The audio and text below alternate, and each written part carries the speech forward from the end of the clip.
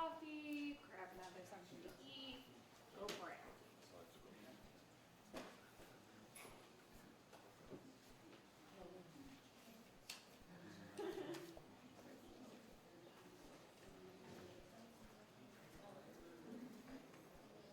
So how did you find out about this?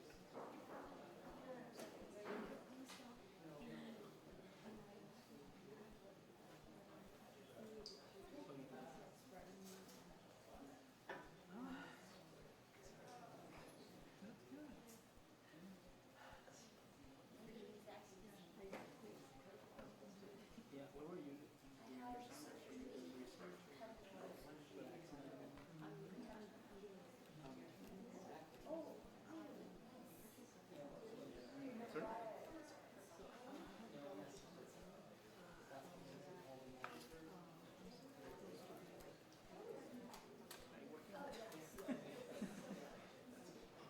Yeah, summer.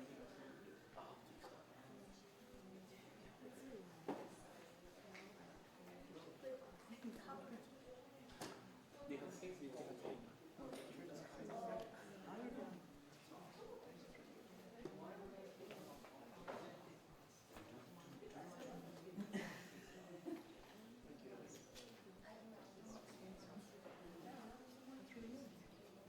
That's not make it even better. So did you do your undergrad here? Or you did for your PhD? That's good. Yeah.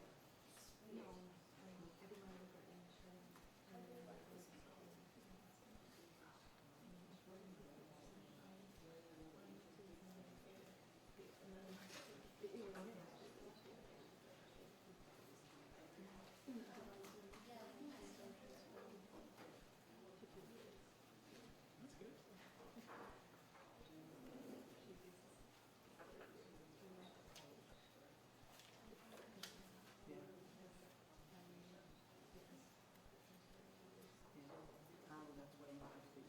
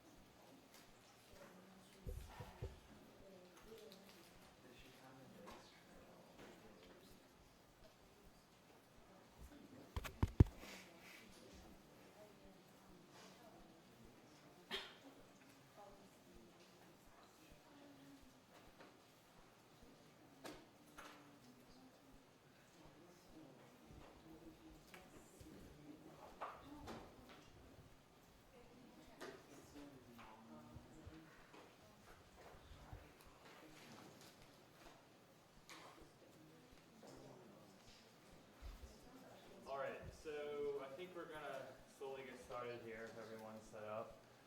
Welcome back to the second day for Data on the Mind. This morning I'll be talking about how to collect data from the web. We'll talk about web scraping and then how to use web APIs.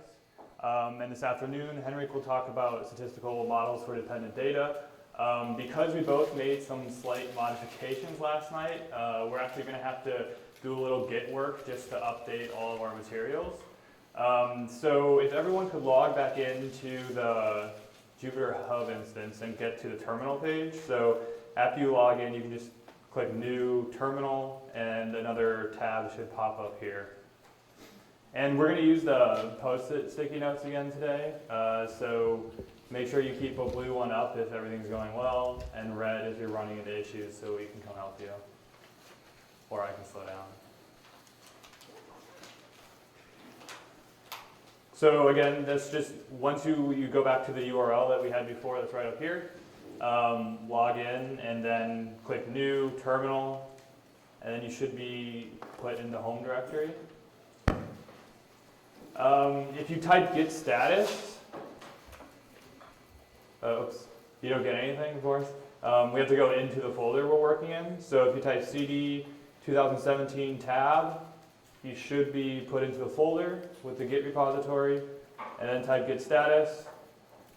You'll see that a lot of your notebooks probably from yesterday were modified because you ran cells, changed things, filled out exercises. So first we actually have to send that to a branch of its own before we can download the updates from the repository on GitHub. So to do that, we create a new branch by typing git checkout space -b, and then we'll just call that day one. So we're going to put all of our work from day one into its own branch so that you can still use it later. But if we tried to merge on that, there would be serious problems. So, great. So we're switched to the new branch, day one.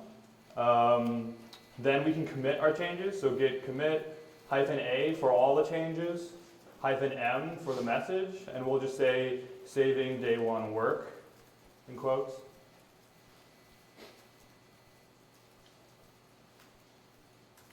And hit enter. So we have saved everything now on this other branch that's called day one. We'll switch back to our master branch, git checkout master. And now you basically reset the repo to where you were before tomorrow started, but you still have all of your work from yesterday in a different branch. And now to update the changes that we updated really late last night, you can type git pull. And mine already says up to date because I did some other stuff, but yours should come in with some green and red additions and stuff like that. So basically now you're set up with the master repo that's on GitHub right now with all the additions that we made last night. And you still have all of your changes from the day before. So if you run into if you had any errors or anything, put up your red sticky note.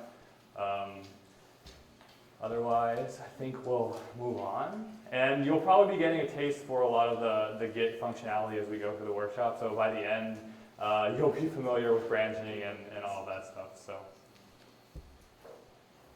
okay, so if you go back to the other tab, we can go into the workshop folder. And then my last name is Hench, so Hench data from the web. And then we're going to first talk about APIs. And then you can open up the API notebook. So I guess just to kind of introduce web scraping and API work. I'm sure most of you have heard about web scraping. Maybe half of you have done it yourselves. And the half that have done it probably didn't understand what they were doing when they were doing it.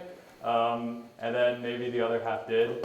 One of the problems or the difficulties with web scraping is that in addition to the scripting language or other programming language you know, if you don't know CSS and HTML, it can be really difficult to actually work with the websites and get the data you want.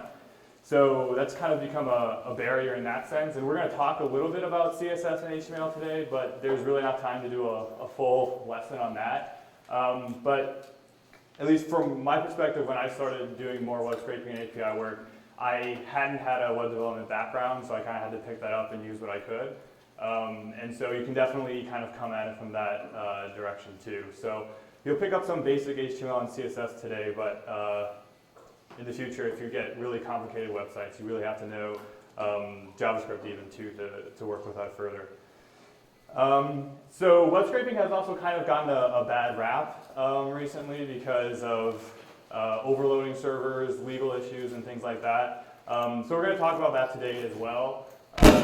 It's important within all that to kind of differentiate between web scraping and then using APIs. So there's kind of two overarching ways to get data from the internet. One is to just use an API that's provided by the service you want to work with. So if you want to get data from Google or you want to get data from Facebook or any of these large tech companies, most websites that are fairly modern will have APIs. They have a service set up for you that you can then just query and get direct structured results back. And then you don't actually have to do any complicated parsing yourself. And you can eventually, you get back a format called JSON, which is pretty much as easy to work with as a CSV once you understand how it works. It's just a Python dictionary. And so that's kind of the condoned good way to do it. The services will have rate limits, which is somewhat unfortunate because they don't want you overloading their servers and they don't want you downloading too much per day or per hour. But they also, because it's set up by them, there's only specific types of data that they're willing to offer you. And so because of that, the alternative to get data from the internet is by web scraping, which is when you actually take what's rendered in your browser, so the HTML and CSS code, and then parse that, and then take the information from that and write it to CSV or whatever data structure you want to work with. So the web scraping has come up with issues because a lot of times in web scraping, the data that you want is only a very small part of what you're actually calling from the server. So you're asking a lot of information from the server that has to give you all the images and everything, but you're probably only taking like a little text. So it's causing a great stress on the server for them. And also there's the huge gray area now of whose data is it really. If you're working with social media data or especially news articles, they're usually freely available online. If it's behind a paywall, there's another huge issue that you have to deal with. But who really owns the data, who can download it and then do text mining on it and things like that. You'll notice that most websites now in the terms of service will actually say whether they allow automatic collection of data. Most of them don't, unfortunately. Some of them don't have a terms of service at all. So again, this is a really big gray area right now. I would recommend, once we get there, I'll talk about it a little more, but I'd recommend that if you're, especially at an academic institution, if you're on a campus, that you at least ask your library and other sources about web scraping, because here at Berkeley we've had some issues because we have contracts with like ProQuest and a lot of these academic journal databases. And if we break their terms of service, they can cut off the contract with us, and then your whole campus loses access to the entire database. So we'll talk about that a little more when we get there. But it's definitely something where just writing these little for loops for GET requests can get you into a lot of trouble. So we'll talk about that, as I said, when we get there. But the first thing we're going to talk about today is using web APIs, because that's pretty much the more straightforward, easier way to get data. Hopefully the service that you, or the resource you want data from, has an API. If it doesn't, then you usually have to go to web scraping. If everyone's in this book, yes, we can move on. So basically what we're going to talk about REST web APIs. The thing about APIs is that you basically construct this long URL with certain parameters. And the parameters will tell the database that you're asking exactly what information you want.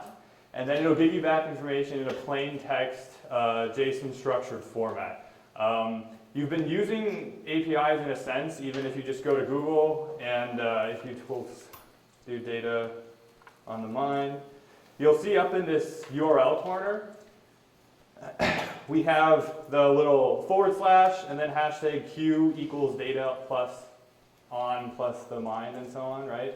So what that is we're really giving Google a parameter here that our Q or our query is data on the mind. A lot of times you'll see a lot of queries lined up. All it is in this case, Google gives us back HTML with our search request.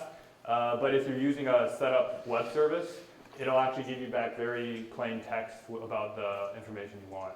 So that's kind of the basics of what an API is. It's also worth keeping in mind that for APIs, and when we get to some of the web scraping later, a lot of this was actually not intended to be collecting data necessarily. It was more of a way to move and present data on different platforms on the internet. So if you have your own blog or something and you want to post all your tweets or have it automatically update the tweets on your website, it's very likely that that widget you installed is actually just asking Twitter's API for information, like the latest tweets you had, and then plugging it back into your website and presenting it there. So mostly when you're developing web applications is when you use APIs, but recently they've been used more and more for actually collecting and then analyzing data. So let's go ahead and import the Python libraries we're going to be using. So today I'm going to be doing mostly Python. I do have an R translation of the API work just because I figured it might be worth presenting. Doing API work in R and Python are relatively comparable. Web scraping, in my opinion, is a lot easier in Python than R. And I'll talk about that a little bit when we get there. But at least working with APIs is pretty much the same in both. And you can compare side by side if you want the code. So we're just importing here the request library. The request library, we're going to be making GET requests, so getting data from certain URLs on the internet. The JSON library will help us actually parse the response that comes. Time is really, really important when you're web scraping. Time.sleep, don't ever forget it because that will pause between each GET request you make and it won't overload the servers and get you your IP banned or something. So inside of our for loops, we'll be putting sleep just to pause between every GET request. CSV, we're going to write a CSV at the end, and pandas is just to show the CSV. So the first thing we actually need to do is a lot of times you need an API key to work with a resource you want. Sometimes you don't, but the New York Times API is the easiest one to sign up for and one of the easiest ones to use. So I figured that we would use that as an example. And I know that later there's going to be a tutorial on Twitter API, which is much, much more complicated. So it also might be good to kind of get a baseline of how APIs work. So if you click on this link, and then there are 3 easy questions to fill out. Your name, email, and website. And your website can be whatever website you want. I don't think it even has to exist, but I guess you'll let me know. And then you'll have to identify some images with cars or street signs or something, as usual. So if you do that and click Create API Key, you should pretty much immediately get an email that's also relatively straightforward that says, thanks for registering, and here's your API key. And you'll want to click the article search API is the one that we're going to use.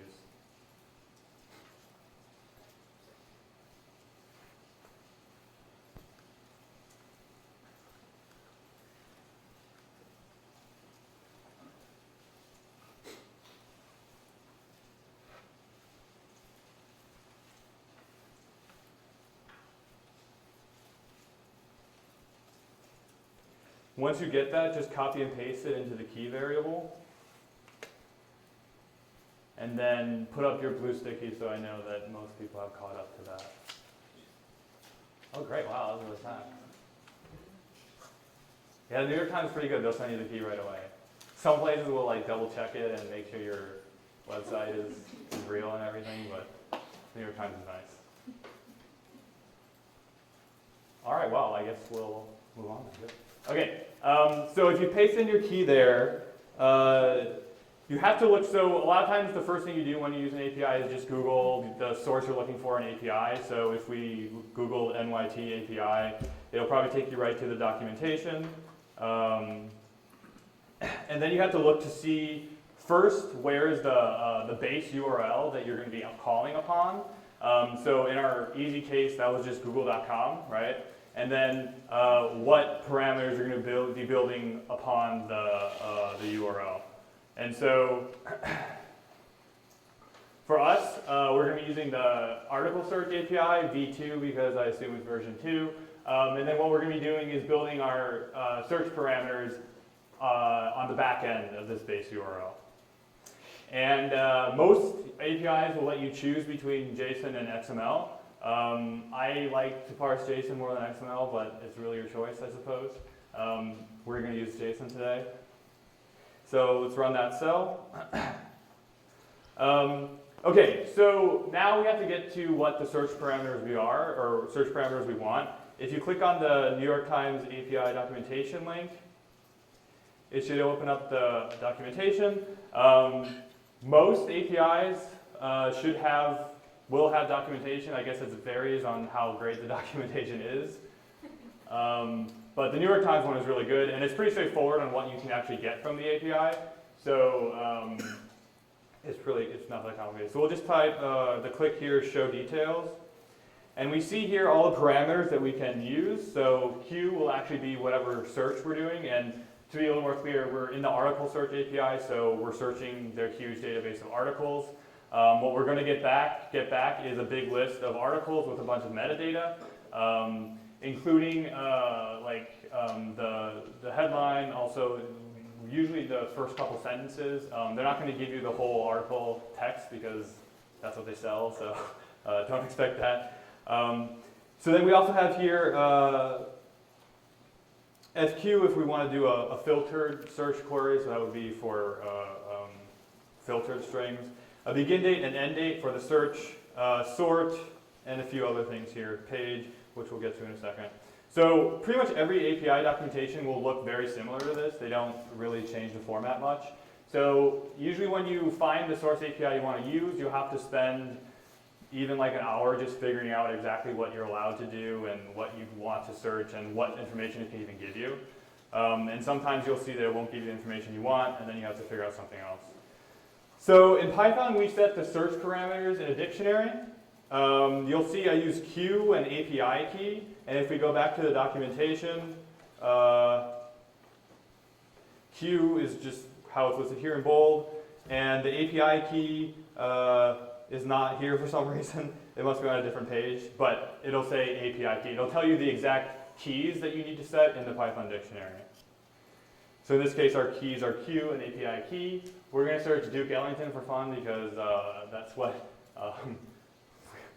we developed some of this stuff at the D Lab here at Berkeley, and we were doing a little search to see on the popularity of the jazz musician, of course, Duke Ellington. But you could search whatever you want, I guess, today. It doesn't really matter. Okay, and here's where we get to the GET request. If you've used command line tools like curl or wget, it's pretty much doing the exact same thing.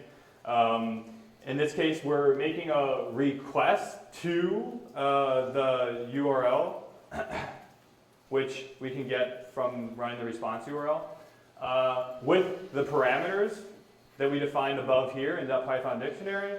And then what happens is it'll make the GET request. So when it makes the GET request, it's actually contacting the New York Times.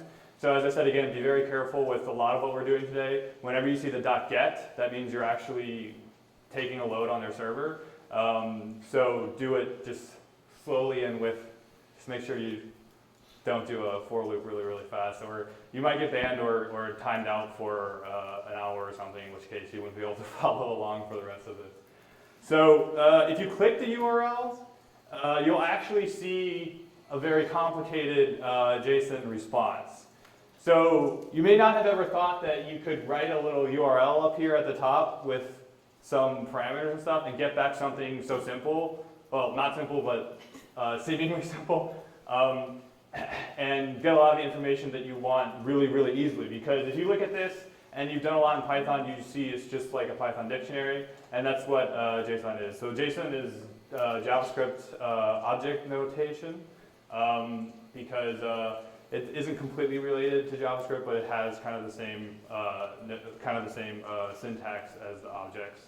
And so that's kind of the more common response format to get. As I said, you can also get XML. So depending on what you query, this is kind of the response you'll get. And then this is what we have to use Python to parse.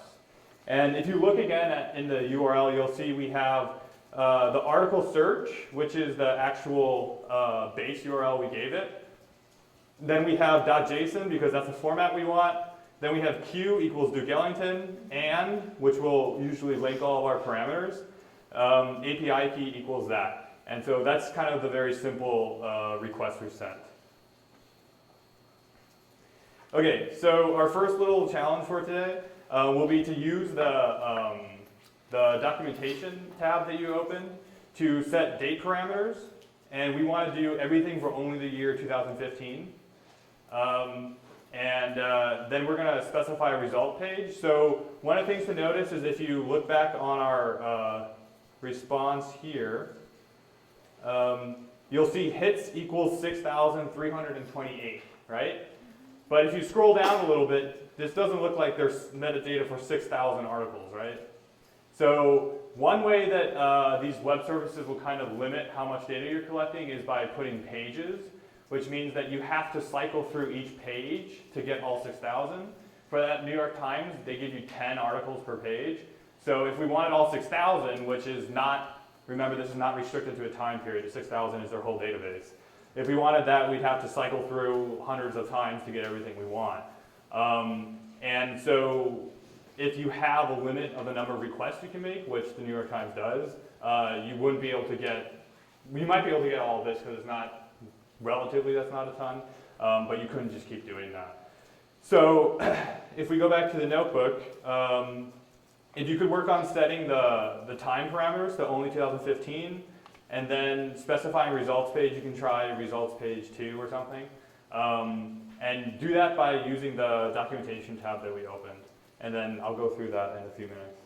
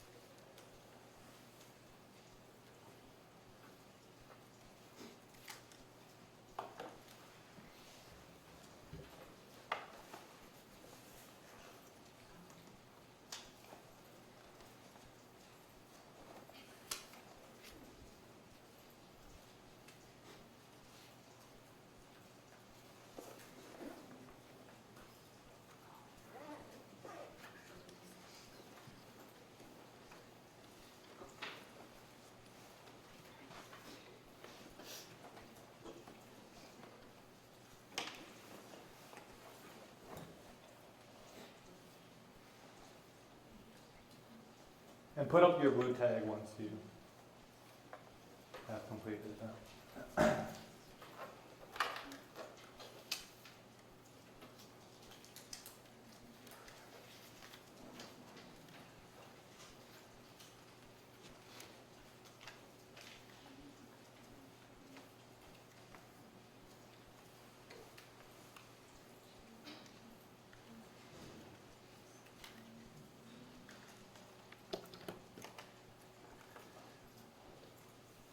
so I'm going to slowly walk through it up here. I'm going to first paste in just the previous search parameters you had, because all we're doing is adding to it. So I'll add in a new key, and if we look at the documentation, there's a begin date and end date, right? And they want it in a year, month, date format. So that's what we will give it. So we'll just do begin date, colon, and then, so some of you may wonder if this needs to be an integer or a string. So in Python, I think it will automatically convert it either way to a string. It might be safer just to put it as a string in the beginning, but string is probably the best way. So we'll put in the begin date of 2015, and then the end date of 2015, 12/31. So those are our new search parameters. And if we uncomment that, we can run and get our new URL. If we click it, you can look through here, but I'm assuming here, 2015, 11/27, so you can see that it's kind of cut off where we want. Again, it's only going to give us 10 articles at a time. So to get a different page, we're going to set the new page parameter. And to do that, you can either rewrite the dictionary or you can just update it. So search params page equals, we can say 1, for example. And again, I'm getting the page as a key from here on their documentation, right?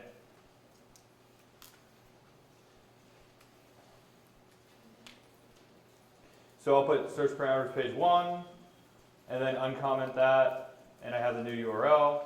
And it looks like it's changed here, so now I have 0401. Again, it looks like now we have 93 hits. So to collect all the pages from that, we'd only have to run it 10 times, right? So we'll get 10. Yeah. In the notebook? Yeah, thank you. Yeah. So right here, for Python, you can update a dictionary just by adding in the parameter. So in this case, we're adding in page key, and we're setting it equal to 1. Again, as I said, it might be better just to put it in a string to begin with, but it doesn't, because Python will convert it for you.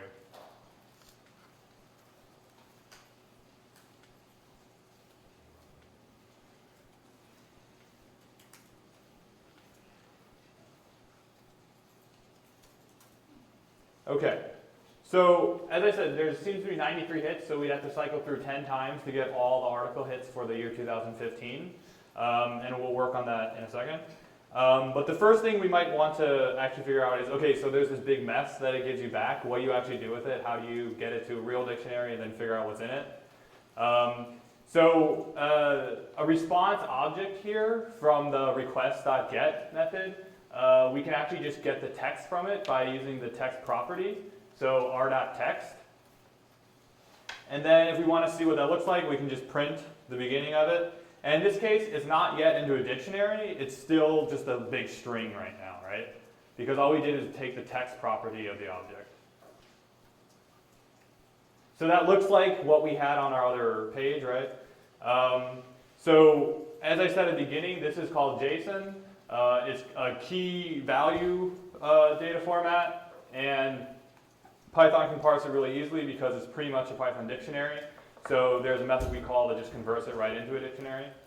And that here is json.loadS, and the S is for string.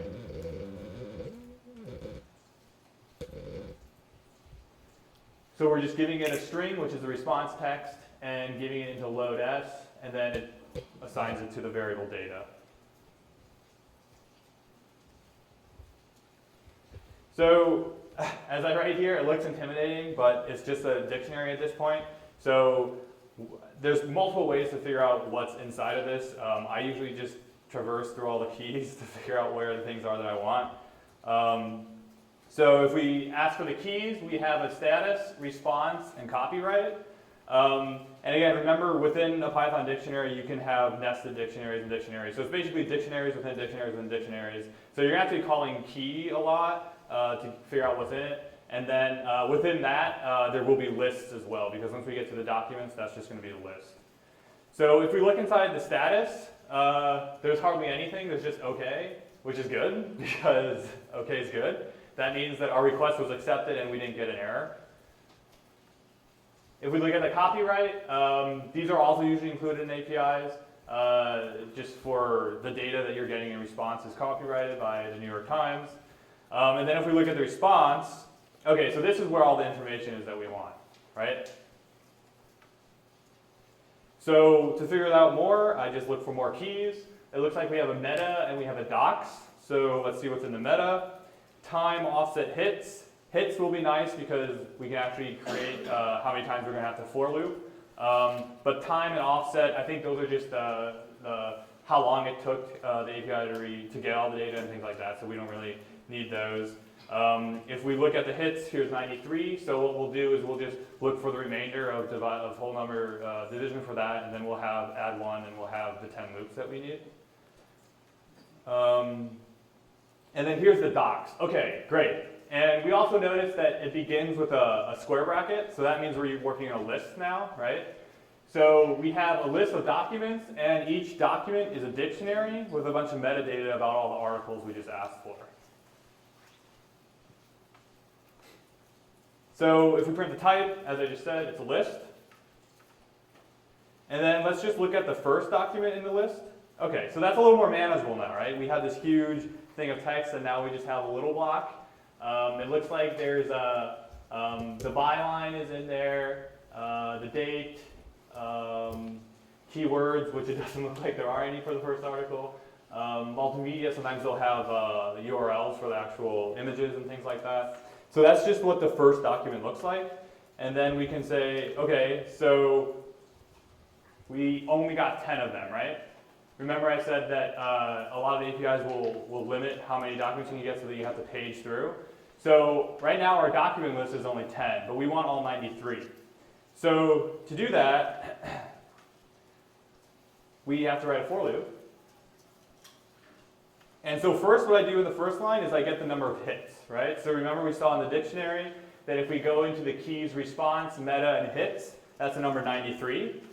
And so that's how many hits there are total for our query. And then how many pages? We know that they only give us 10. So we'll take the hits and we'll get the remainder from 10 and then add 1. So that'll give us 9 and 10. And then we're going to make a new empty list with all documents because we're going to, every time we go through, we're going to get the documents and then append back up to our list. And then we'll go through the range for the number of pages. So this is how many times we're going to go through the for loop. We'll print collecting page just so we know that it's working. Search parameters. In dictionaries, remember in Python, you can update them. So each time we'll update the page that we're getting. Remember you set the page number to 1 and it changed. So in this case, we're just going to set it to I. And the New York Times API pages start at 0, so just like Python, so we don't have to add 1 or anything to it. And then we'll actually make the request with our new updated parameters, because the only thing that's going to change in our parameters is the page, right? So each time in the for loop, the page number will change, and we'll make the new request. Then we'll convert the string response to JSON,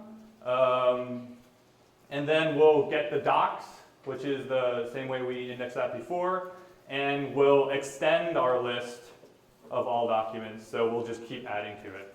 And then this is super important, the time.sleep.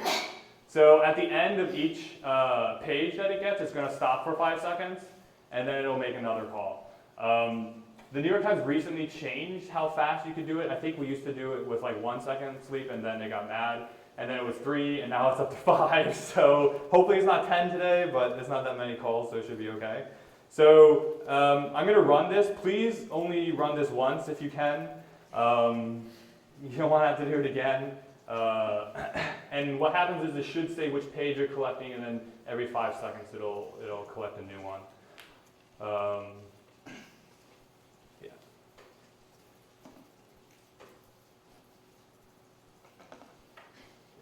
So we're all waiting for pages to collect.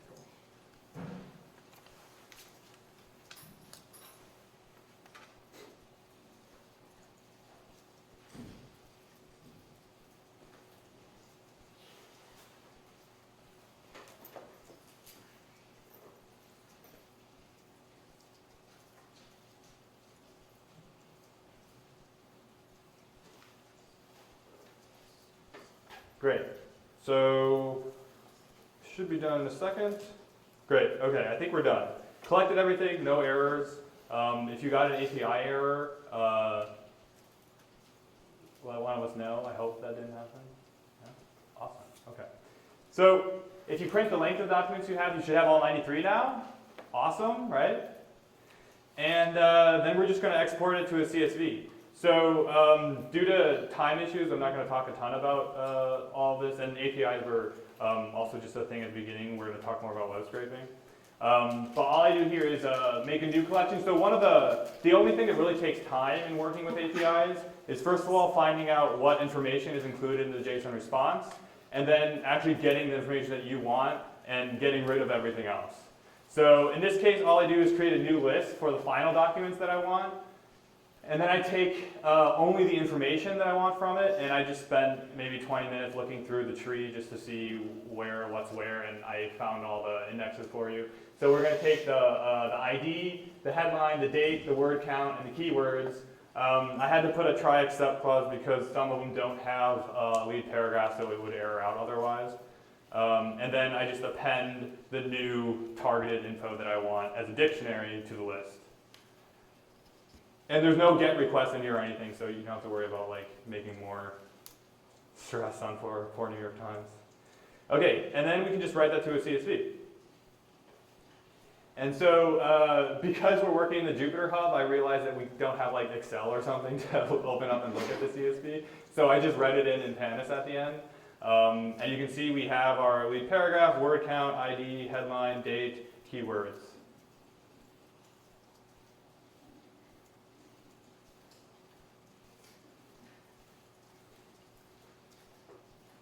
So that's kind of a basic crash course in APIs.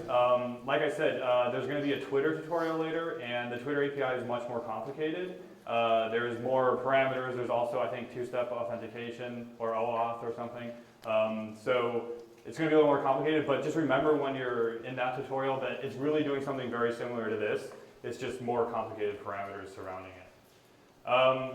So I'm going to close out of that, and if you also want to take a quick look at the R code, we don't have time to go through it entirely. But the R code I also did in the Jupyter Notebook, so you should be able to just open the R kernel. And if you scroll through, it's actually basically the exact same code. I just translated it over. You make the GET request, and then the important package here is HTTR, so like the requests in Python. R is the HTTR, and that's what works with the web there. So, like I said, I'm not going to go over that because of time, but it's in the repository if you want to look at it. And as I said before, at least in my opinion, working with APIs is very comparable in R and Python. Sometimes in R is actually nicer if it's because it can read the JSON response and put it into a data frame really easily. But web scraping is, in my opinion, a lot easier in Python, so that's what we're going to head into in a second. And all the solutions are also in the repo, so if you click on solutions and then go into the API solutions, all the answers to those challenges are there as well. And they're also there for the scraping part, so if you get behind or don't understand something, it should all be there.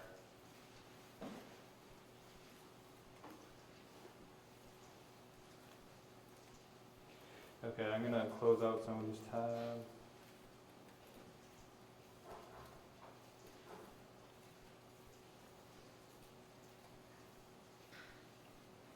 Okay, so if you could head back into this O2 scraping notebook now, and then click on VS Workbook,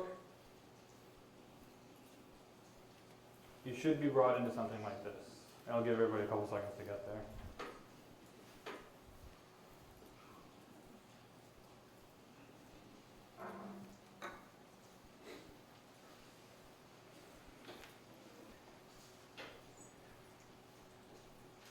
And again, use the red sticky if you're not cut off or something.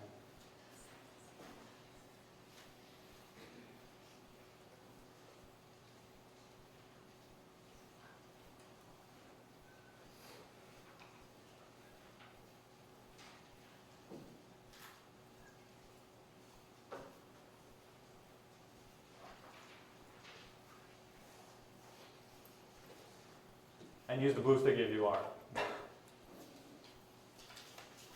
All right, thank you. Okay, so within, I said there were two ways to get data from the internet. One is using APIs, which are a service provided by the resource you're working with. The other way is to scrape the data by just rendering the data like you would in your browser, but then just parsing the HTML and taking the information you want. Within the web scraping part, there's actually two kind of separate, they're similar but separate ways to scrape. One way is by just sending a basic GET request like we did with APIs, except the GET request will return HTML. We parse the HTML. If we need to follow more links, we'll take the links from the HTML, or we'll take the text data from the HTML and save the information. The other more computationally intensive way, but sometimes easier way, is by using what's called a WebDriver. A WebDriver is a program that will actually boot up a browser and go to the websites that you want it to, and then interact directly with it. So some websites won't render fully if you're just making a basic GET request and it doesn't sense that there's a browser attached. So the first way we're going to do it here is just with a basic GET request, because the website's kind of old, so a lot of these old websites are really easy to parse the HTML. But if you're working with new websites that have a lot of JavaScript or really interactive websites, you're going to want to use a WebDriver, because that will actually boot up the browser and act like you're the one there clicking everything. And then it can actually wait for the JavaScript to load and render whatever it is that you want, and then you can get the information that way. And we'll do that after this briefly, just to show you how it works. But generally, the web scraping without the WebDriver is more efficient and is the recommended method if you have to web scrape at all in the first place. Yeah, so let's get into it now. We're gonna first, I promised the library I would talk about terms of use. So please, today we're going to be looking at the information of state senators of Illinois, because it's an easy table that has links that we're going to want to follow and then collect information. It's a government website with free public data. They don't have a terms of service, so this falls into a gray area, obviously. And we're not going to be doing much, like we're basically just going to, I'll show you how you would scrape the whole thing, but we're only going to scrape the first 3 rows, because we don't want to overload I imagine the government servers aren't super fancy, so hopefully we won't destroy it today. Yeah, so the library has provided this nice graphic here. For some reason it's a little too big for the screen. That's not letting me zoom out. Oh, here we go. Okay. So as I said at the beginning, if there's an API, you should use that. That's the way that the website wants you to get the data from them. They'll give you the key, they'll give you structured data back. You don't have to parse any of this. And you'll see in a minute that, especially if you're new to CSS and HTML and JavaScript, parsing is not fun at all. And so you always want to use an API. The other thing is that when you write a web scraper, it's always specific to the website you're scraping. So you can't just be like, oh, I'm going to scrape this one website, and then, oh, there's this other one I want to do, so I'm just going to copy the code and use that. It doesn't really work that way at all, because you're parsing the unique HTML of that website, and another website you scrape is not going to have that. So you kind of have to start from scratch every time. So that's another annoying part about web scraping. So if there's an API, use the API. They're happy with you using the API, no problems. If it doesn't have an API, or if the API doesn't have the content that you want, so a lot of times, like here we were just using the New York Times, they gave us back a lot of metadata, but if you wanted the full article or something, which you can't scrape from them, don't even try. But for example, if there was this other piece of data that they didn't have, then if you knew you could get it by rendering it in your browser, then you can scrape it. Anything that actually you've seen in your browser rendered, you can scrape. It's just sometimes more complicated and sometimes less complicated. So if the website says that you can scrape, then go for it. I think Wikipedia is generally fine with it as long as you use specific rate limits. But to be honest, there's very few websites that say go ahead and scrape us. So don't just do that. If they don't say anything or if they say no, we recommend that you contact a librarian. I think most of you are at academic institutions. I would do the same. Because there are contracts in place that if we break their terms of service, they can discontinue the service for the whole campus. And we don't want that happening. The librarian can, actually, I mean, I've used them for a lot of these types of scenarios, and a lot of times they can get you just a bulk download of what you want anyways, and you don't have to write any code for it. So that's obviously the ideal situation, because then you don't have to write code, you don't have to hurt their servers, and you get all the information you want. So do that first. And then we have a resource guide for text mining and stuff that you can check out too if you want to learn more about that. But so especially for this one, since the Illinois state servers probably aren't amazing, please be really careful with the GET requests you make. And I'll tell you when we get to the cells that are going to be making multiple calls. And everything should be okay because we're really not going to be, we're just going to be doing like the first 3 rows. And you can see in the index, if you want to do the whole thing, you just delete the 3 on the index and you'd have everything. So. Okay, so we're going to walk through this. It's going to be somewhat confusing if you're new to CSS and HTML. I'm going to try to introduce as much as I can with the time we have and keep it relatively simple. If that seems to be the sticking point for you, there's a lot of great tutorials online I recommend looking at. And as I said also at the beginning, when I started, I knew Python and R, but I didn't know CSS and HTML, so I kind of had to learn it through the web scraping, which is also possible to do.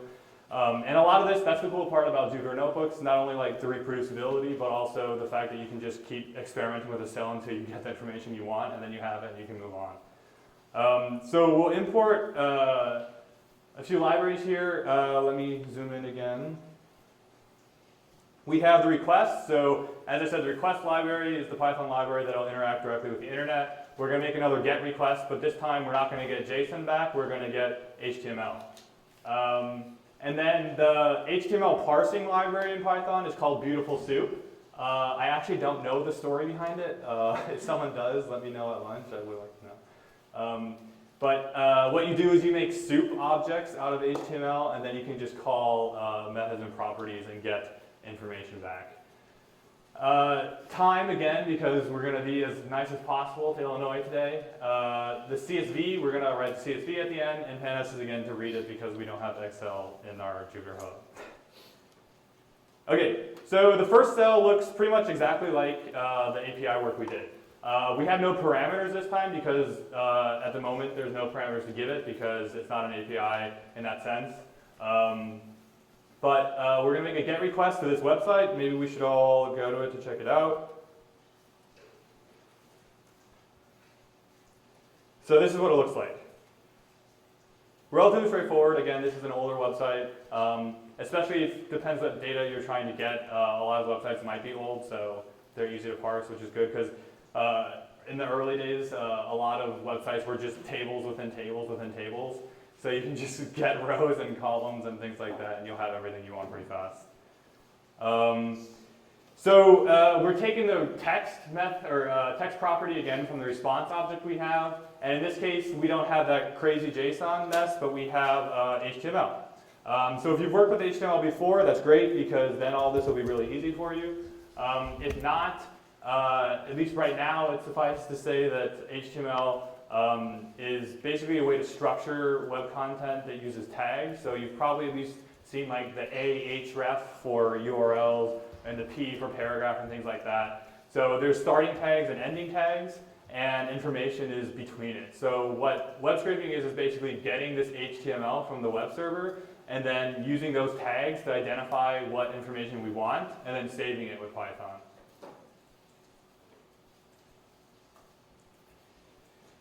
So Beautiful Soup then wants you to soup the HTML.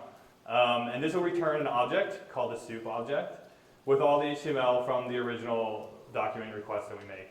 So in this case, we're going to call soup variable and set it equal to the Beautiful Soup function here that'll take the page source as a text, as a string, right? Because we just got that in, we just assigned page source to the response.text, so it's just a string. We're going to put that inside, and then we're going to parse it with the HTML5 library. Beautiful Soup requires that you give it the page source and then a parser. So HTML5 I think is the newest parser that they have out. There's also, I've been using LXML for a while, but for some reason it didn't work in the hub, so we went with the newer one and everything's good. But I need to know like what kind of HTML you're working with. A lot of times, no matter what it is, HTML5 or LXML will work, and it's never a problem. So if we printify it, it looks pretty much the same as it did above. But now we know that Beautiful Soup has parsed everything and knows what's inside of it, so we can feel better about that. Okay, so here's where we're going to have to get into a little CSS and HTML things. So Beautiful Soup has a few methods, functions that will find things within the page, and it finds them within the plain text HTML. And Beautiful Soup lets you find it by either HTML tags, HTML attributes, or CSS selectors. So HTML tags are what I was saying before. So you have the P for the element, you have for the paragraph element, A for the links and things like that. CSS is kind of what is applied to HTML to stylize it. So a lot of times in web pages you'll have the HTML that actually provides the structure and the elements to the web page. And then you'll have kind of unique identifiers or whatever within each of the elements that classify it. So you might have a side menu and a main menu, and then the way you differentiate it is by giving it an ID. So the ID is main menu or side menu. And then what CSS does, it allows you to say, okay, everything that's tagged with side menu or everything that's tagged with main menu, give it these style features. So if we go back to the Illinois website here, the other thing that we need to introduce is developer tools. So if you're in Chrome, Firefox, is anyone not in either Chrome, Firefox, or Safari? Are there any other browsers that? No, okay. So those three web browsers and most popular web browsers come with what's called developer tools, and this is what will actually make your life of scraping very easy. So the first thing we're going to do is just view the page source. So we won't actually go into the developer tools yet. But if you click view page source, you'll see that this is exactly what Beautiful Soup, or not Beautiful Soup, the request library got for us, right? We said request.get, and then it got all this information. And you'll see there's a style sheet here, so style.lis.css. So this is the actual CSS that's being applied. So you have the HTML code, and then you have the CSS styling on top of that. So in this case, everything that's within the body is going to be stylized with a 10-point size font, black color, and Arial. And it's hierarchical, so the further you get within the HTML tree, you can rewrite style rules and they'll apply to everything below it. So the big catch-all here is 10-point black Arial, but if you look at the page, not everything is like, actually, it might almost all be like that because it's so basic, but it doesn't all have to be. And if you scroll down into the more nested parts of the HTML, the new styles rules will overwrite the more general ones. And so what helps is if you see here we have p.side menu, right? So P is the HTML element. Side menu is what's called a class in HTML. If we go to the page source, you'll see class equals main menu here. So there's also a class side menu, and that dot will kind of tell you which class you're looking for. So in this case, in the CSS, everything that's a paragraph that has the class side menu will be bold, right? So there's no bold in the body, but in the side menu there's bold. So if we go back to the page, this is allegedly bold. I think this is the side menu. And you can kind of, so the p.side menu is what's called a CSS selector. And what that means is that you can identify very specific parts on the page to stylize. So as I said, this takes everything that's a P HTML element and that has a class side menu and applies these styles to it. And we'll get more into that in a second. So let's go back to the notebook. And as I said, with Beautiful Soup, you can search with HTML tags, but you can also search with CSS selectors. So if we do soup.findAll, it looks like we're getting a list back with a bunch of links, right? So remember in HTML, the element A is just a URL hyperlink. When we call the method findAll, we can specify what element we want. And in that case, it will give you a list of everything on the page that's a link. So that's great if you're just writing a crawler or something and you want to follow every single link, then it's pretty easy because you just take that. And you can imagine the whole idea of web scraping here for multiple sites is you take these links, you get the actual URL from it, and then you just call another GET request, right? So we start with the GET request for that, we just loop in and call all these. So that's kind of what we're working towards here. So because that's what people use the most in Beautiful Soup, you can actually just call it as an attribute, I suppose. If you just, so this soup A is the exact same thing as findAll A. Okay, so suppose we don't want to follow all the links, but we only want to follow the links in the side menu. So again, there's a difference between the CSS selectors and the HTML. In this case, we'll be looking through the HTML. So we're going to call everything that's an A link and has a side menu as a class. Okay, so now we only have like 6 or how many? 7? 7 links. If you go back to the page we're working with, okay, so it looks like they took all the links on this side, right? It's a side menu, that makes sense, everything's good. And now we'll talk for a second about the developer tools. So this is probably, if you do web scraping, you have to use these because it'll save you hours and hours. You could look through this and find what you want, but that would be not the best decision. You can right-click on an element you're interested in, and then click Inspect. And this is going to open up a little window over here, panel, and this will give you all the information you want. So it actually highlight the element you're looking at, and we see, oh, it does have the class side menu. So it makes sense that that's why it was included in the method we called. And it has all the information about the link that we would want, and it has it nested within the HTML that you can toggle here to get more and less. And you can kind of get all the information about the web page you want from this instead of trying to sift through all the HTML and spend hours trying to find the element you want. The other thing that's really cool is if you right-click it and you see copy, and you say copy selector, and then I'll just copy it into a Sublime thing here. So this will actually take the element you want and then write the whole CSS selector for you. Now, while that's really wonderful, the only problem with that is that it doesn't write general CSS selector paths. So in this case, we clicked on this bill, I think. Is that what I clicked on? Or I clicked on something. But it will only give you that element. And so if we wanted to get all the links in like a broader group, then we'd have to write our own CSS selector, which we'll also do in a minute. So again, if you're going to do web scraping, definitely use the developer tools because they can do a lot of the heavy lifting of the CSS and HTML for you, so you don't have to figure it all out. Okay, so we're back in the notebook. We've gotten all the links in the side menu. That's great. Now, this way of querying the HTML is the exact same way as using this CSS selector. So remember I said that the dot preceding a word means that it's calling for the class. So a.side menu is saying, okay, give me all the A HTML elements that have the class side menu.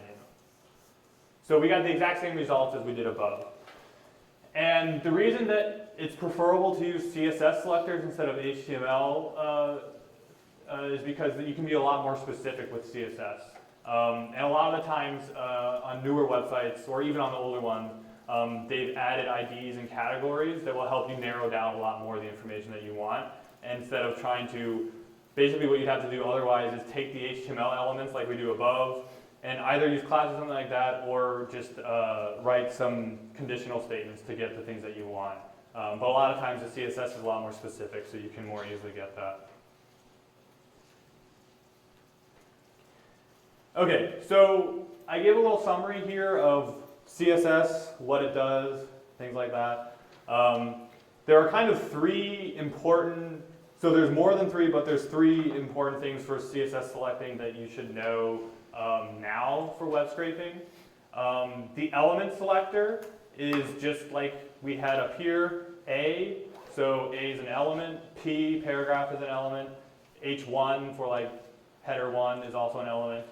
So selecting an element with CSS, you just type the letter of whatever it is, so it would be A in this case. And the other cool thing with the developer tools, if we go back to the developer tools page, is that we can add in our own styles to check to see if what we're trying to use works. So here, I've clicked an add button here. There should be an add button in all the other browser tools too. And then it gave me this new box, the a.side menu, right? And if I wanted to, and it's in the same format as the CSS page we opened up here. But if I wanted to add a style to it, I could, for example, write background color is red, and then you'll see, oh look, it told me exactly what I was looking at.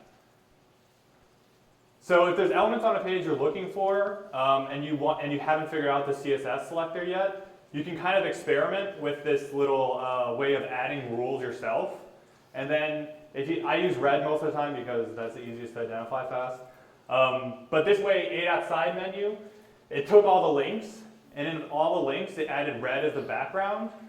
And so now I know that that's the correct CSS selector for that.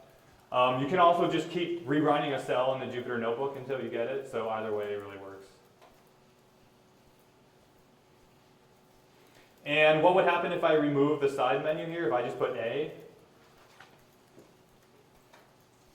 Oh, everything is red now, right? Because I didn't define only things with class side menu. All the A's should be highlighted.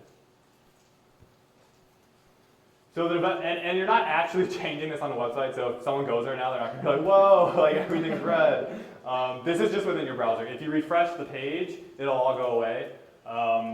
But you can actually save the HTML like this if you want. So you could change numbers or names or something and make it look kind of funny if you wanted to. And it won't do anything to theirs.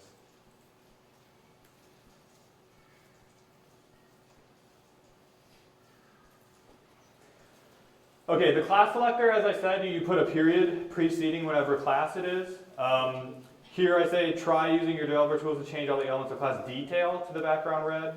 So if we go back to the developer tools, and instead of having A, we just put dot detail. Okay, so now everything within this table must be in the class detail, right? And we can check that by right-clicking on Pamela here. We click Inspect. It takes us immediately to the element with Pamela in it, and we see, oh, okay, TD, which is a column, TR is a row, table delimiter, width, color, class equals detail. Okay. So everything that has class equals detail was just made red by this CSS rule that I gave it.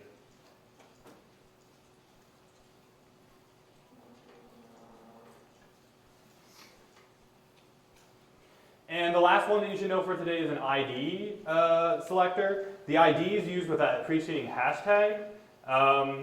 And so we can look by using the ID Senate. So let me refresh this page to get all of the things I wrote on. Okay. So if I add a new rule here for hashtag Senate, and I say background color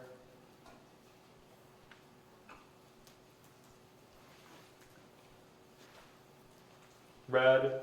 Okay. So for some reason the top menu, row, and then this side column must have the ID Senate, right? And we can check that if we right-click on journals and click inspect. we're taking a journal. We have class side menu, but if we move up a little bit, within this table, and look, if you hover over the line in the HTML, Chrome will actually highlight the element for you if you see it moving over there. And within this table, the side menu is the class, and the ID is Senate. So we found that ID by doing hashtag ID, and then we changed the background color by moving it to red.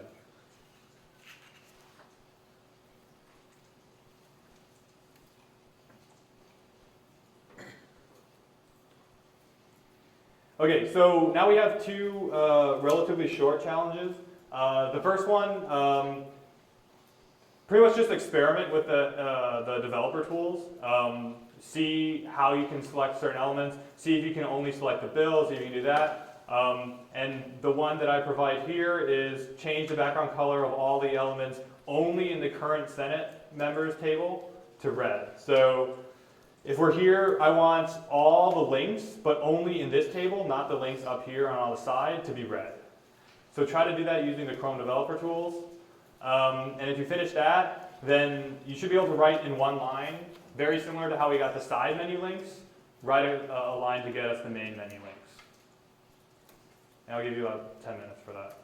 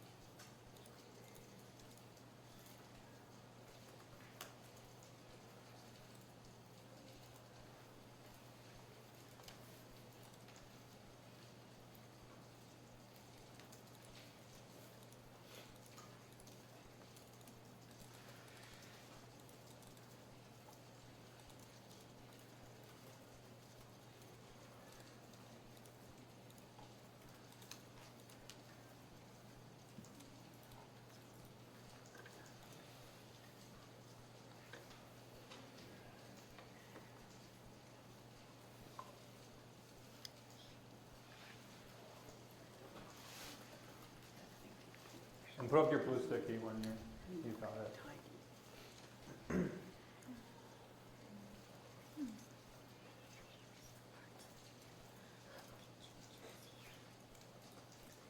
And if you're really good at HTML and CSS, try to help your neighbor, because I know that's confusing.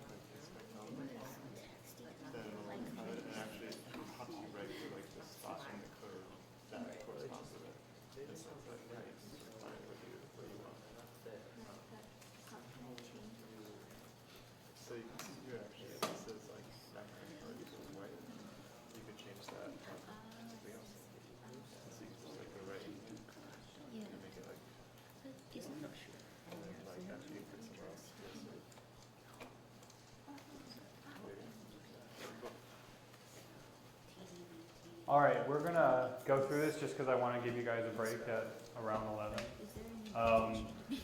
So as I said, we don't have time to do a full CSS HTML, so if that's the sticking point for you, don't worry too much about it. Try to get conceptually what's going on, and then you can play around with the CSS once you find the task that you need it for.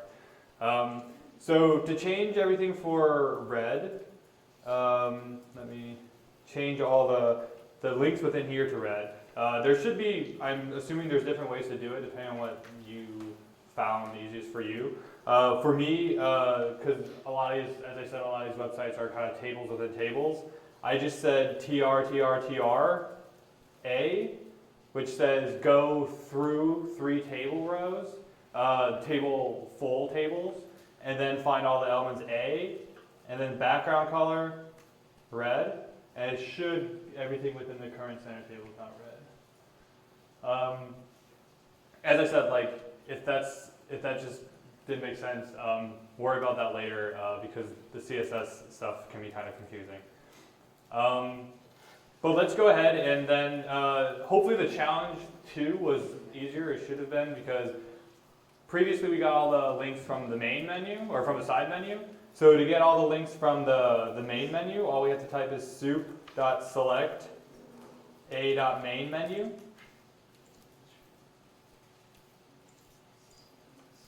And so the main menu looks to be, if we look, there's about 5 links here. So it must be these 5 headers up here: home, laws, senate, house, etc. And if we look at that, we have the home, legislation and laws, everything like that. So that's how we're going to get all the links from the main menu here.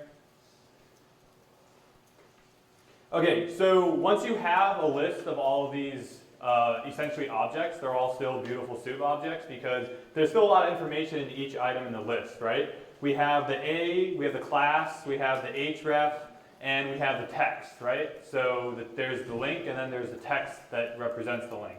And all that information is contained in this one beautiful soup object, and then we have multiple objects in this list for each link.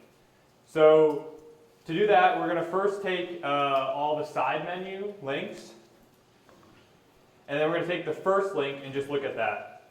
So the first link, let me add a cell here just to show. The first link is the members menu link.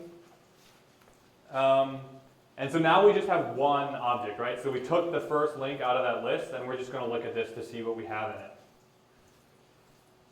So we can say .text, and that'll give us the actual text of it. So we have members, and if you go back to the page, you'll see members. Okay, so this is where it is, right? Remember, we're back in the side menu. Members, this is the link we found. This is the object we're working with. And then you may have wondered what the strip method in Python, why it can be so useful instead of replace, because replace is the more commonly for text analysis type stuff. Strip is really helpful with HTML stuff like this, and also getting the text out of it. So in this case, you see members is indented a little bit. There's a few spaces. We can clean that off with strip. And then we have just the text of the menu link. We can also index it kind of like a dictionary, and that'll give us the property of it. So the href, if we index the href, we can get the actual URL. Now you might be wondering, this only looks like a part of a URL, which is true. This is the relative path from the website's root. So we'll talk more about that in a second, but essentially if you tap that on to the URL we have here, the ilga gov senate, if we add on that relative path, then we'll be put to where the link is. So what we have to do is concatenate all of the base URLs with the relative paths. So we're going to do one more challenge before we take a little break. This one, I want you to get all the relative paths, and you should be able to just write a one-line list comprehension that'll give you all the relative paths from the main menu, not the side menu, the main menu.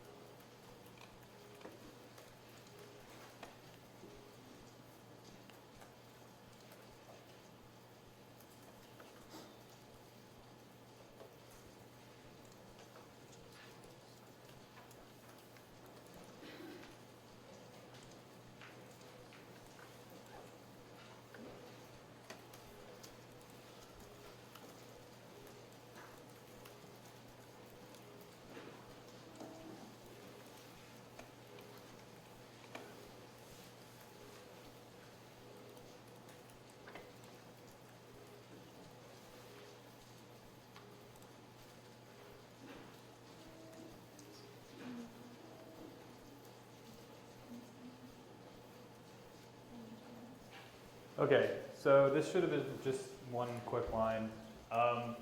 You'll notice that we took the first link and then indexed the href to get the relative path. So all we have to do is define relative paths as link href for link in soup.select a.main menu.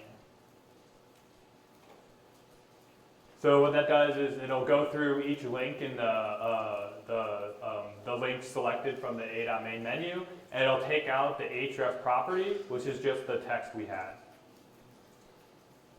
And so again, as you see, the relative paths. If we want to make it a full path,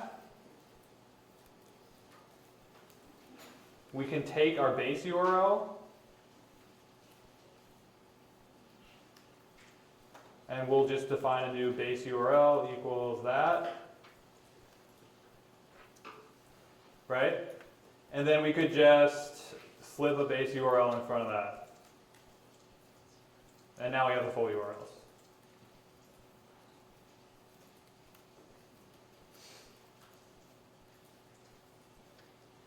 So most websites are set up like that because, especially if you're working in a contained project, you're going to use relative paths. It's just like a relative path on your local computer. It's just basically indexing the local paths on the server's computer. So in this sense, when you're working with web scraping and you're collecting a bunch of links that you're going to want to follow, usually what you'll have to do is get the base URL, and then you'll, in these properties, you'll extract the relative paths, and then you'll just smash them together. And then you should have something like this.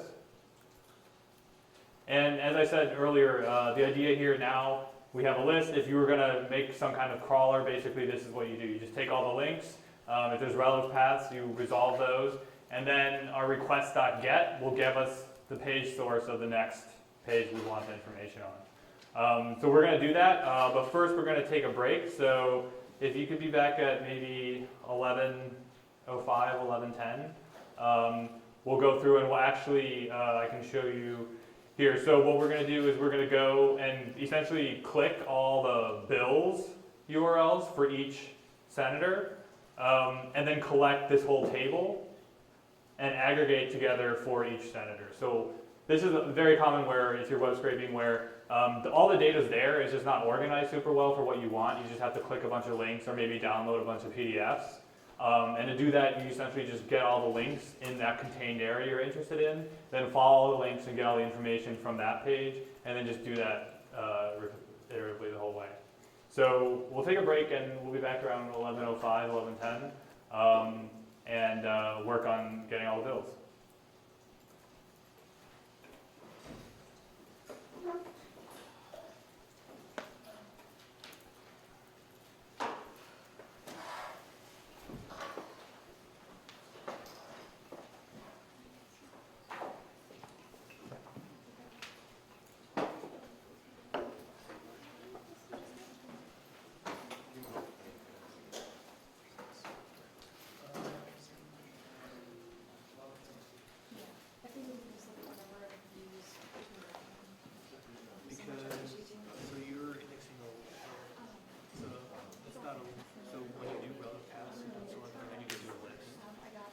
So if you change that to a 0, change the href to a 0.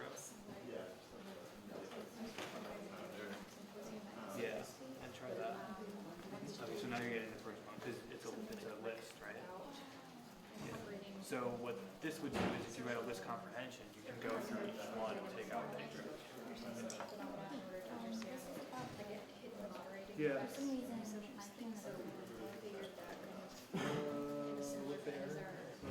Oh, the Unicode error? So, CSV, everything here works. So it wrote it, yeah, you just can't read it. I checked the You might be able to put a UTF-8 parameter in there. Try putting after the CSV to comma space. You try doing encoding equal. So you have to type encoding. I see. Oh, yeah, because I'm not using a local code. So Oh, that's why I did that. That helps because we want if Jupyter Hub wasn't working, that'd be weird. no, yeah, it's So, not. I don't know if the read CSV method has any encoding, but try encoding equals and then UTF -8. Yeah, Yeah, then if that's the case, I would yeah, it's just an encoding thing. So if you have it locally though, you should be able to open it in Excel, right? yeah, I would. Okay. Yeah. Yeah, encoding issues can be really weird, so I don't know Yeah. exactly what's going on there. Yeah, yeah, as long as, okay, yeah, as long as it's not like, No, everything's fine. It's just encoding. Encoding can be really weird. So actually, do you have Sublime on this?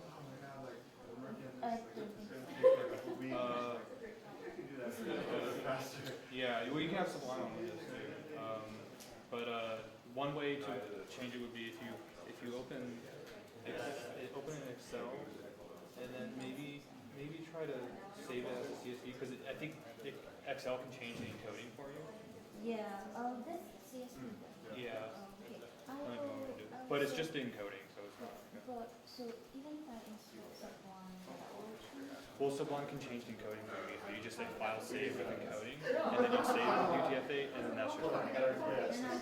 Yeah.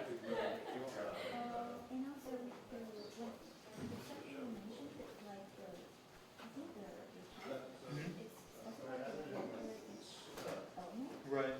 So if I'm using actual Yeah, so this is a string in the sense of letters or numbers, I think, because in Python, I think that data type that they say in the documentation is different than the Python data type that they're using. Because again, all you're really doing is building a URL. Right. So when it says type equals integer, that means they just want a number. yeah. I don't think it actually needs to be a Python integer. That's what I'm trying to. Okay. You know what I mean? Because it doesn't really matter in the end, because you're just setting a URL. Oh, gotcha. Yeah. And I looked at the, Oh yeah. I think that's the most, there's no official references, but that's the most referenced in blog posts about why how the name comes from. But no, okay. They always try to be so creative, and I'm like, could have just called it like HTML parser or something. But I don't think there's any official documentation that's referenced this, but from a lot of bloggers, Yeah. it's like, this is, yeah, so this is like a rumor, so like not Okay. official. Well, I won't spread it, but I will enjoy it.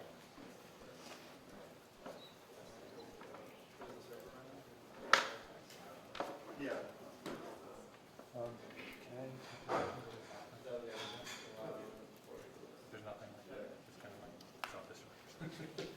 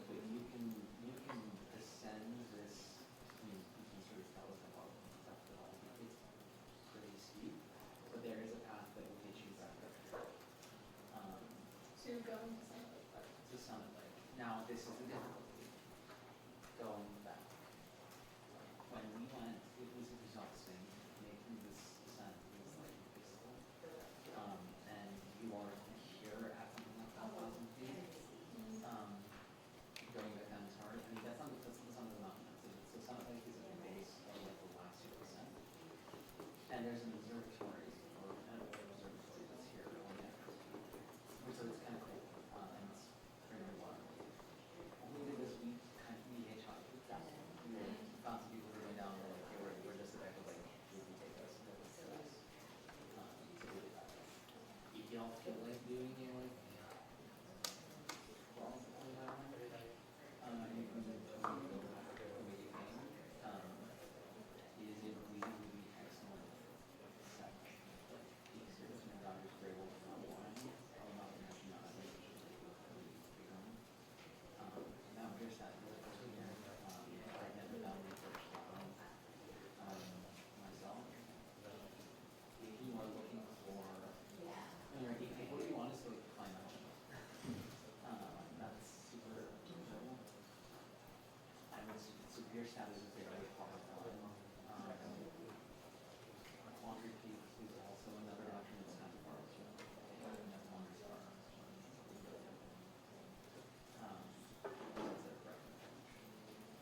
this is like a lot. I mean, not that there is a really awesome like everything.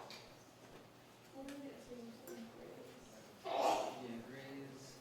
So both grades and Torrent speak to it, right? They're very visible. So you can still always in order to go to grades and Torrent, you have to start from the location. Then echo with you have I think I've done this like outside of Georgetown.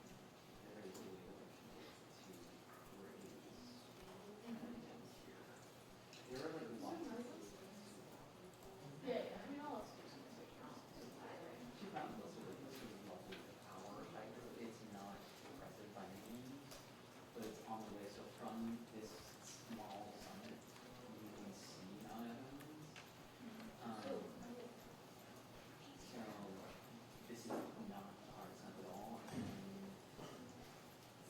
to the northwest, you can see here's that Evans and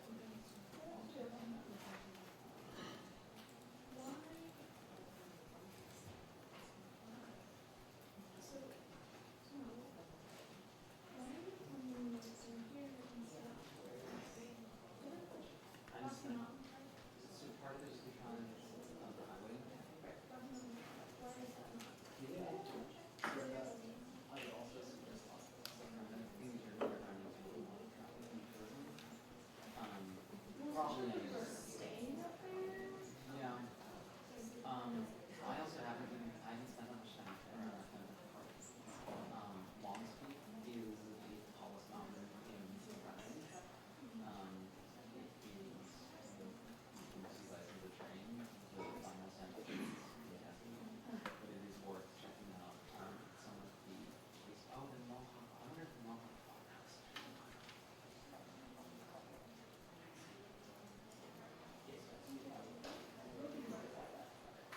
All right, let's start back up. So we just were able to collect all the links. We're getting more familiar with how HTML and CSS is structured, and we kind of now have the general idea of the trajectory of how you go about web scraping. But we still haven't actually collected information yet. So now we're actually going to start with a task here where we're going to want to collect certain information from the tables and from the pages that we go through, and then collect it, and we'll end up writing it to a CSV. So if we go back to the Illinois General Assembly site, we see we have the senator, bills, committee, district, and party. So in the end here, what we're going to want is we're going to want essentially this table, especially the district and party here.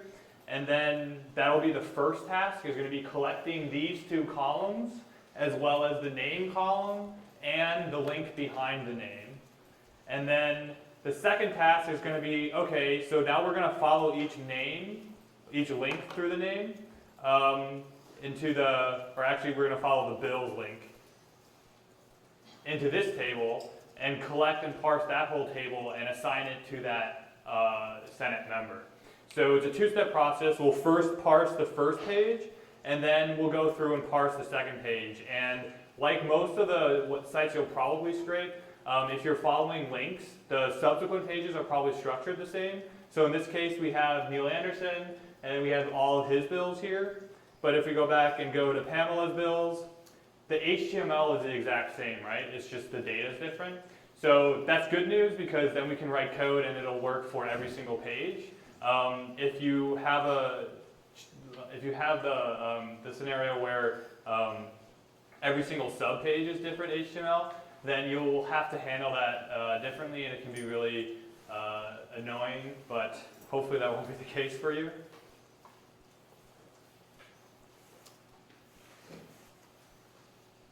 Okay, so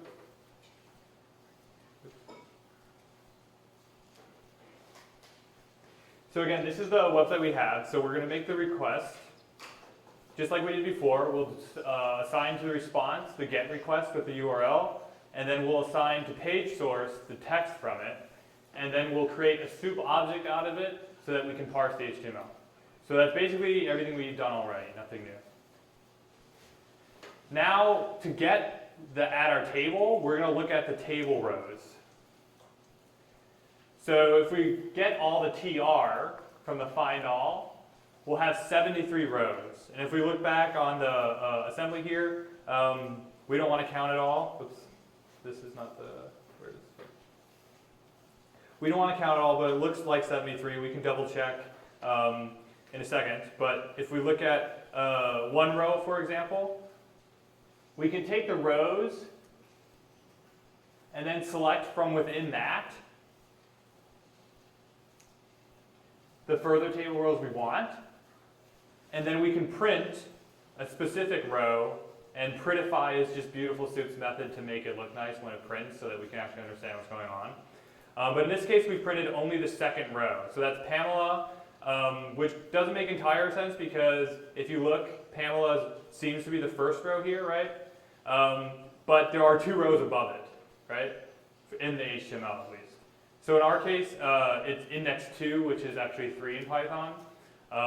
But from that, we see we have further divisions of within the row with TDs. So the TDs are the columns.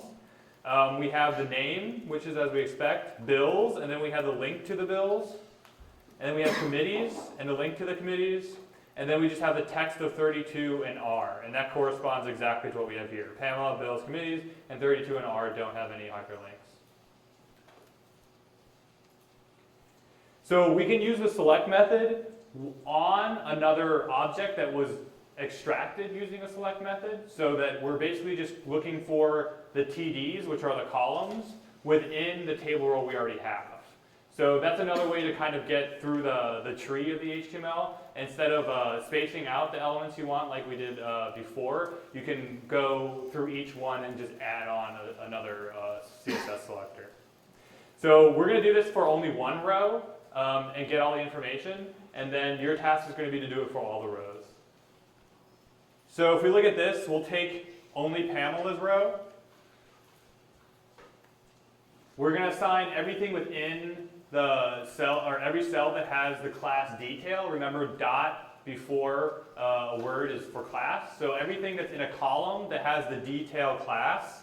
And if we go back to our web page here and we right-click and inspect the 32, we'll see it's a TD, right, column, and then class equals detail. So that's why we did the td.detail within the row, because we had already gotten all the rows.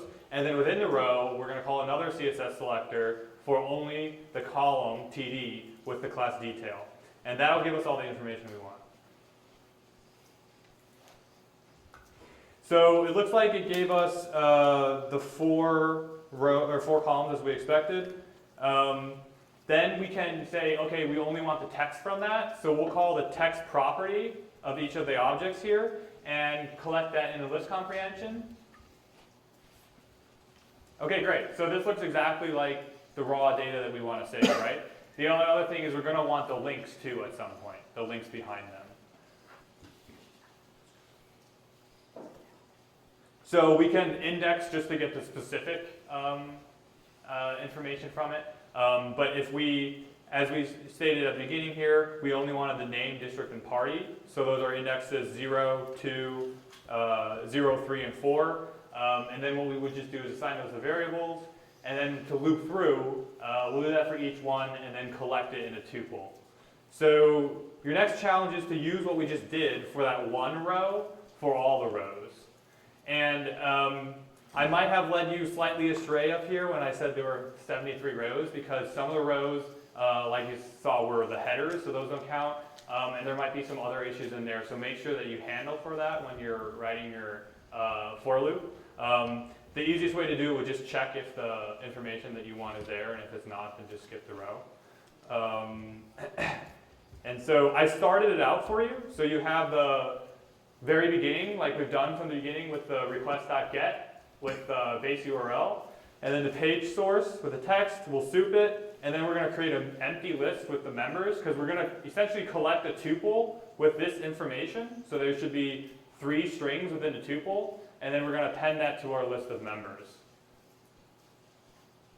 And then I got all the rows for you, and we're going to go through each row, and just like we did for that individual row, you'll pretty much be copy-pasting a lot of what we just did, only for that specific, make it more general for the for loop. And I gave you some comments to get a head start here. But try to work on that now, and at the end you should have a list of tuples, and each tuple should be of length 3.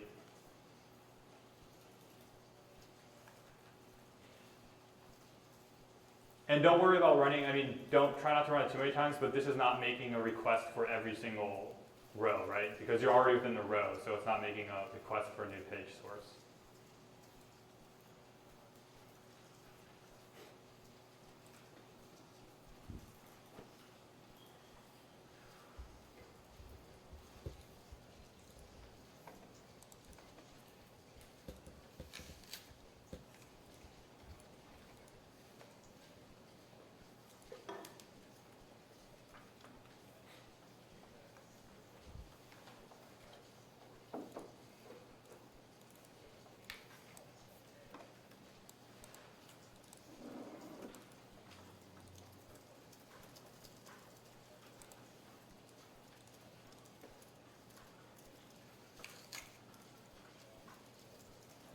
And just a hint on the junk rows, the way I did it is by looking to see if the length, so if there were 5 columns or not.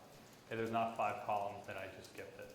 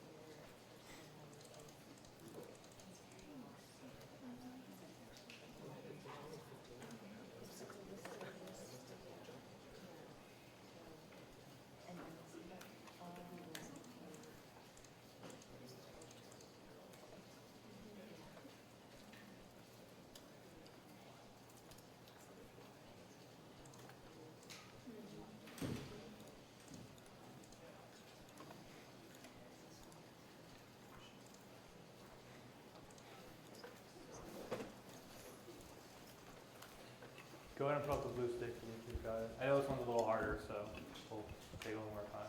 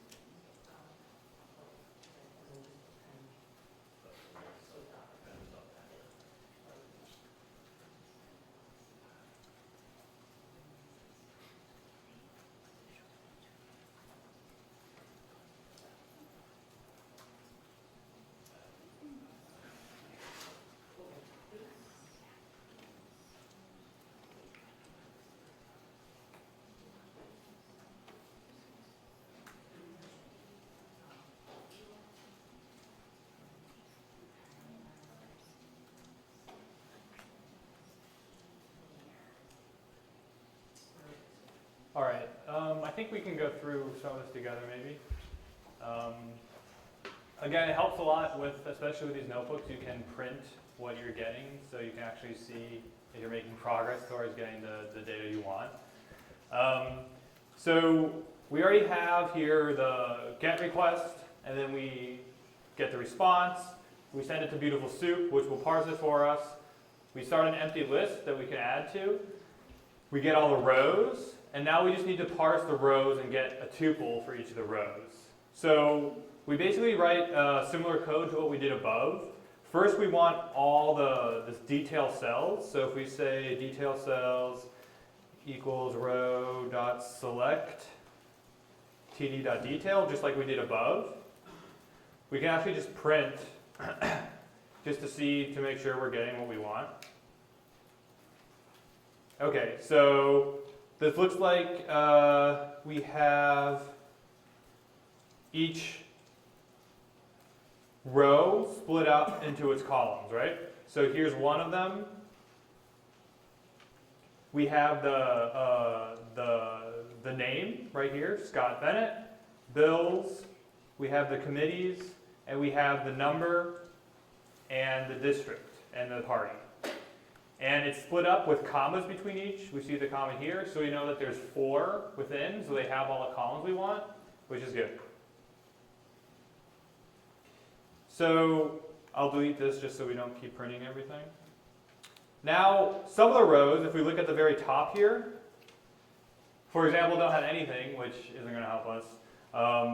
And some of them, maybe at the end, there might be some wrong things that are more columns in the row than we want or something like that. But we know that everything we want has 5 elements within it.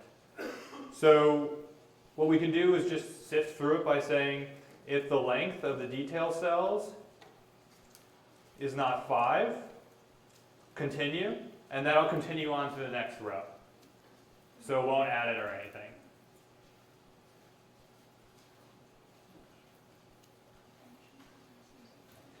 So this time, if we print it,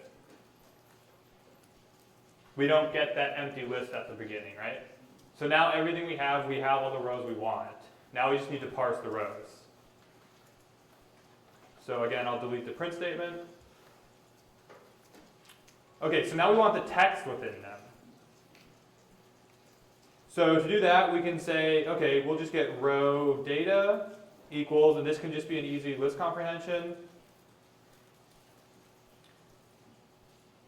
We'll go through each cell or each column within the row and get the text from the element and save it to a list. So now if we print row data, okay, cool. Now we have basically everything we want parsed out, right? But remember, we don't need bills, the words bills and committee, because like they're the same for everything and it isn't doing anything for us.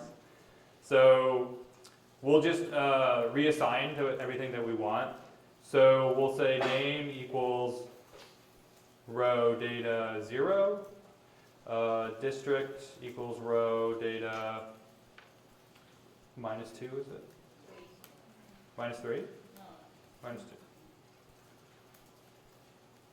And party equals row, or 3, oh sorry, that's what you're saying. Yes. Party equals -1. And then we'll store that in a tuple. So we'll just name it tup is name, district, and party. And then we'll append that to our members list. So if we run that, and everything worked correctly, we can run the next cell, and it looks like we have the list of tuples that we were looking for. So I'll pause there for a second and ask if there's, yes? Can you just go over, can you use 3 and 4? Yeah, so it would do the exact same. If you had 3 and 4 here, I just indexed from the back because when I was looking at it, that's what stood out to me the most because I don't like counting, I like counting the least that I can, so I counted from the right. So 3 and 4 is the same. Yeah? When I did that, I didn't seem to get the last guy in the table in the results. The last guy in the table? The last guy's been held. Yeah. Is that not the last one? One more senator.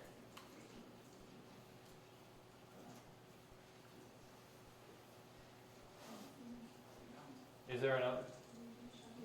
It's the last one in mine. Am I in the wrong? Oh, it's possible that you're looking at a different assembly. So if you're looking at the first website we went to, it's a different website. It's a different page. So we were looking at the 98th assembly.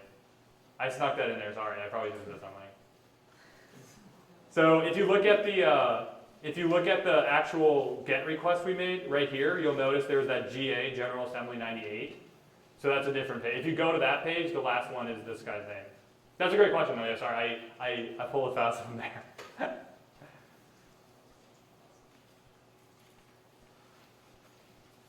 Are there any other questions? Because I know that was a quick loop right there we did, yeah. Would you always save it in a tuple? Like anything that you scrape because that's information that you don't want to change later? Honestly, I'd probably save it in a dictionary, just because for me that makes more sense. I think when we developed these materials, that we thought it would be more straightforward and intuitive to do it like table-like, since that's kind of what we're building. And the dictionaries can be somewhat confusing, but I'd probably use a dictionary if I was doing this. Other questions? Okay, great. So we have this information, and now we're on to the next challenge. In this one, now we have the 3 pieces of information about the senator, but we want to get the bills. So this is a big part of web scraping is trying to finagle or figure out the pattern in the URL that changes. So one way is this, it happens to be pretty easy for us because we can actually just look at the URL in the link. But sometimes you'll be clicking on things and you won't necessarily be able to see where it's going. But if you look on the URL, you can see a pattern start to change. So in this case, if we're trying to get the list of bills for a senator, if we're back on the page here and we want to click the bills for Pamela, we see the URL changes up here to GA equals 98 and member ID equals 1911, right?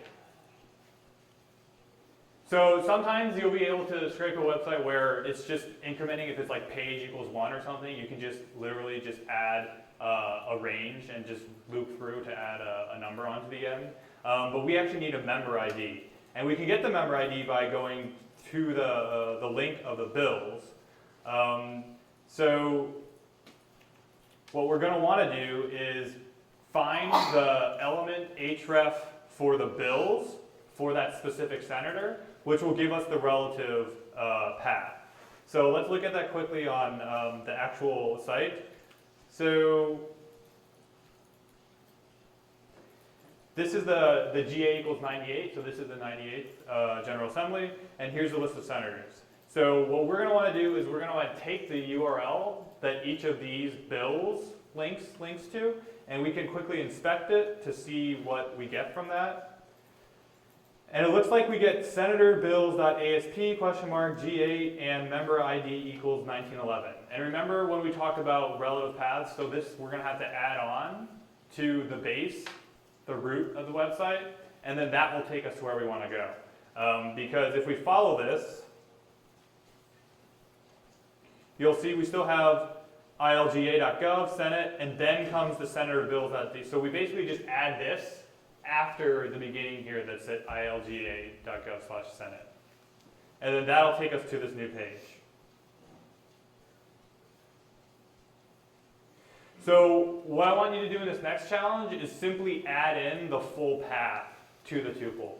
So you can actually just copy and paste the code from challenge 4.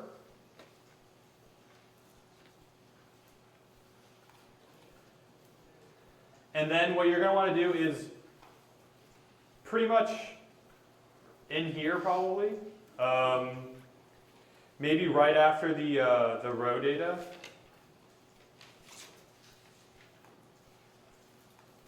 Or right after the party, you're going to want to add in get full URL. And then what you're going to want to do is add that into the tuple like so. So that we're going to have the same data, except now we're going to have one more element in our tuple that will link to the bills.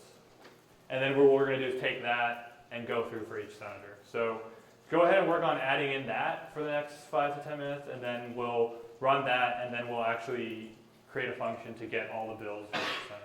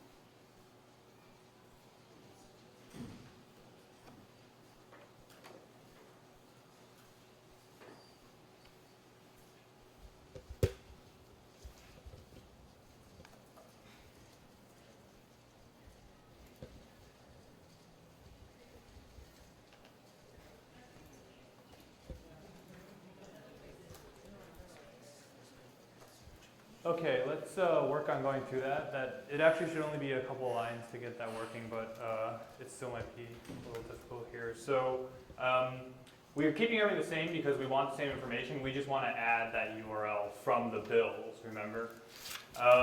So the first thing we'll have to do is get the href. So if we type in href equals row.select a, let's just go ahead and print then, see what we get from that. So remember, we're going through each row, and there's a link in that row that we want, right? So let's just get all the A's, all the links, and see what we get each time it links through. And I'll print a space between just so we can see between each one. Oops.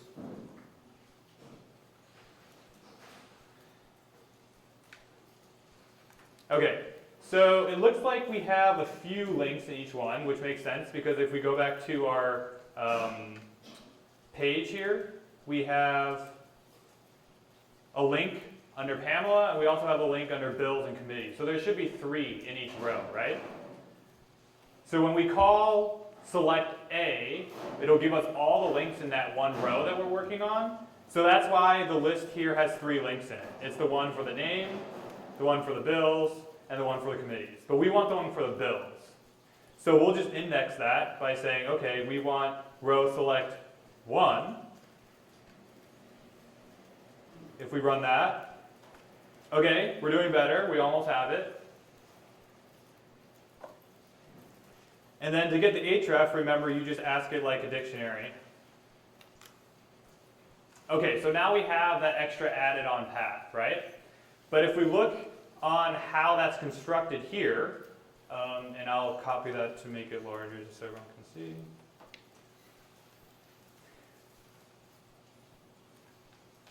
Okay, so we're going to need to add this part on, right? And then we're also going to have to add on at the end, well actually it looks like we don't have to. We did it before, but I suppose we don't. So in that case, I will copy this, the ilga.gov Senate, go back to the notebook, and say full path equals the base URL plus the href. And now we'll print the full path instead. Okay, great. So Jupyter will actually link these for us, which is nice. If we click that, we're taken right to the bills link. And this is for Pamela, so it's in order for each of them, right? So now that we have the full path, we can just add that to the tuple. And I'll remove the print statements, run that, and then we'll look at the first 5 members. So now we have the information we had before from the first table, but we also have the link there that we can then follow for each senator and grab whatever's on the next page. Were there any questions there? Again, it's just like we did in the last one, except now we're getting the link too. And the only way we're getting a link is by saying, okay, give me all the links in the row, and then give me the second one because the second one is the bills link. And that's actually a relative link, so we have to add on the base in front. Okay, so now we have a list of all the members. We have their name, we have their district, we have their party, and we have a link to their bills. So what we're going to do now is write a function that will get all of the bills from the table. So essentially what we want to do is we want to give it a senator, the senator's URL, and the URL that we just got from here. So we're going to give it this as the input, and the output of the function should be a tuple with first the description. So if we look here, we have short description as a column. And then we want the chamber. So this is the third column. S, some of them will be H here, Senate House, I would assume. And then the last action is in the 4th column. And the last action date is in the 5th column.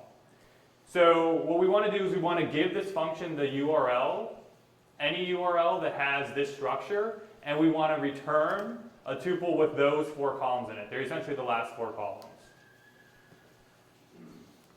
So I started it here for you, again with the beginning that we're familiar with now. We have the request.get, we have the page source, we're going to beautiful soup the page source, I'll get all the rows for you, and then we're going to start a new for loop. And trying not to get confused, but we're on a different table now, right? So the first table was a list of the senators, but now we're on a table with a list of the bills, right? So when you're building this for loop, you should be looking at this page that has the short description, chamber, last action, last state, and not this page, because this page we're basically done with now, because we have all the information.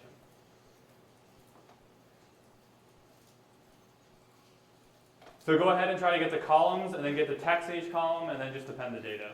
Because all we want is the text for each column.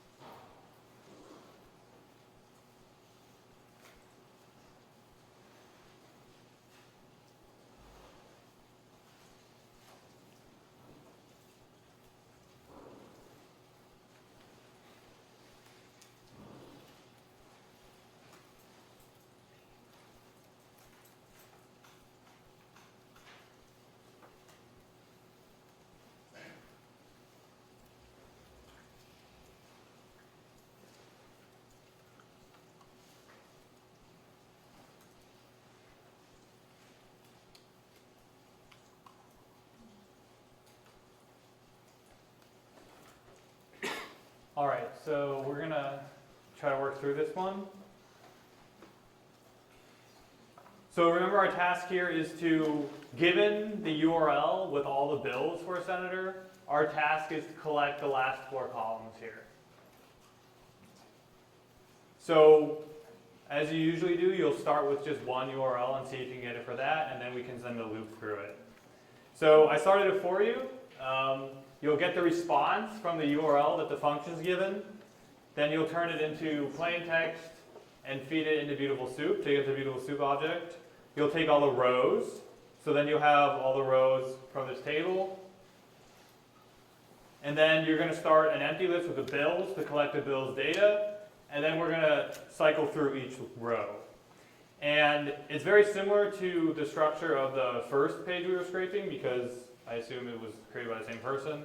So you have the detail cells we can get again from the, just like we did last time, except this time we see row.select td.billList.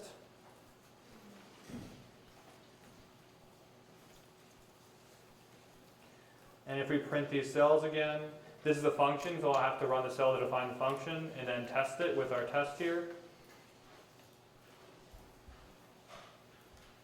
Okay, so it looks like we have, again, the same thing where it starts with a couple rows that don't fit the mold we want, but then we move on to the rows that we want. And the way you can find this out, if this is what you did, you can right-click on one of the pieces of information we want, click Inspect,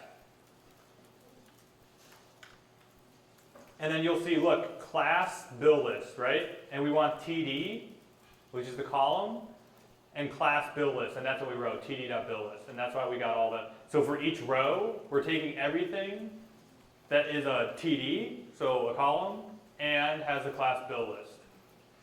So now we have a list of, I guess it's 1, 2, 3, 4, 5, 6 Beautiful Soup objects for each cell here inside one row. So can you slow down a bit? How do you get the bill list class? Right here. Yeah, like how? Sorry, how do you get it here? How do you get it in Python? No. So you just right-click the column and then inspect it. Yeah, if you right-click the element, your piece of information you're interested in, and click Inspect, Developer Tools should take you immediately and highlight where that is exactly. And then you can see within the element, it's a TD class bill list. And you see the text is state government, since that's what we right-click. And yeah, and again, this is just the power of the Chrome Developer Tools. It really helps to do this. Otherwise, you'll just be sifting through HTML on your own. Okay, so now we have that. We're going to run into the same issue again where some aren't the right length. So we'll sift through that again. If the length of the detail cells is not 5, we'll continue. And I'll test it again. Okay, great. So we don't have any of the empty rows like we had before. Yeah? Can you explain why the normal length of 6 and then 5 on this one? Okay, one more time? So why is the length when it's not 5 instead of not 6? Instead of 6 columns?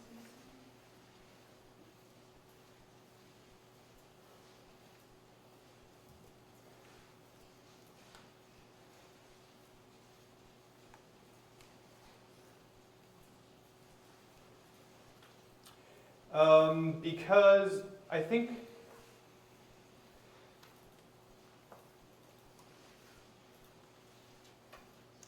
I'm just visually looking at the table. You on the left, right, yeah.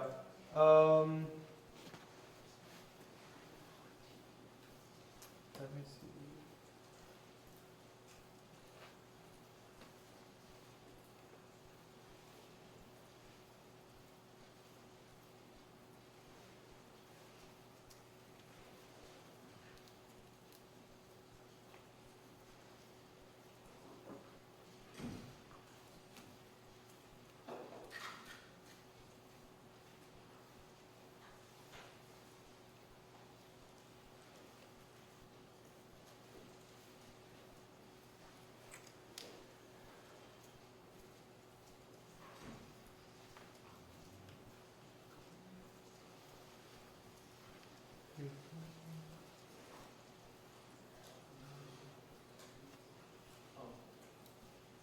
I'm not sure. For some reason, it's only picking up 6 elements in the table, though. Or 5 elements in the table.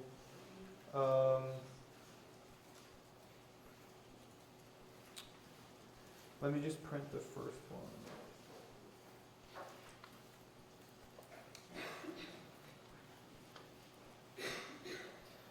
Did anyone get this that can tell us faster?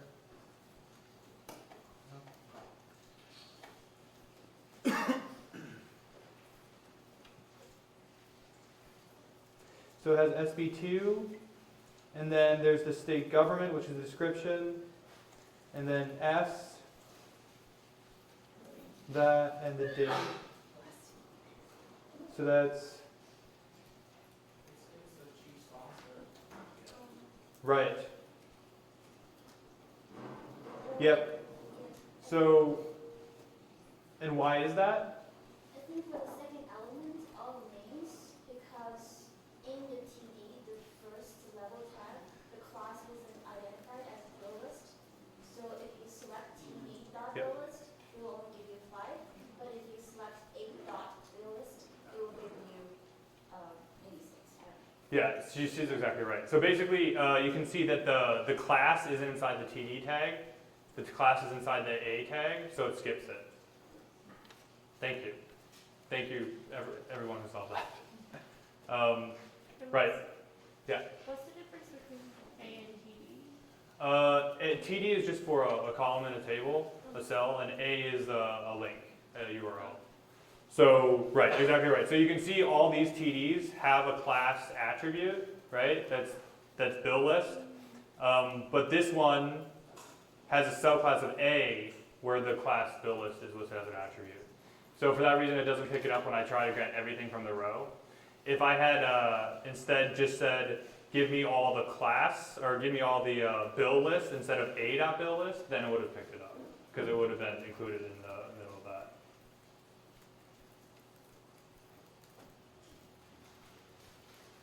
Okay, so going back, we're sifting out the cells that aren't the right length, and then we want the text within each column. So we'll get or actually this is row. Row data equals cell.text for cell in row. So we're going to go through each of the cells in the columns and grab the text, and we can print that.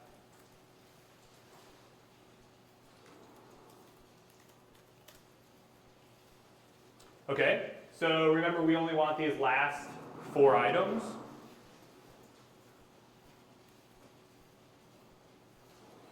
So we'll just go straight to appending, bills.append, a tuple of the row data from 2 to 6. So those are the last 4 elements. And then we should be returning what we want. Oops.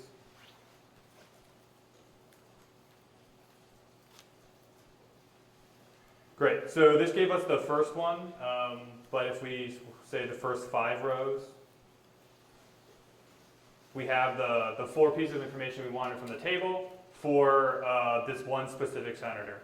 And remember, we're getting the test URL from our members list, because remember, members is a list of tuples that has their name, the party, the district, and then the URL to their bills. So we should be able to just change this members to the second members and get a list of their bills. And you see they're different, right? So it just made another call to the second senator's list and got the bills list from that.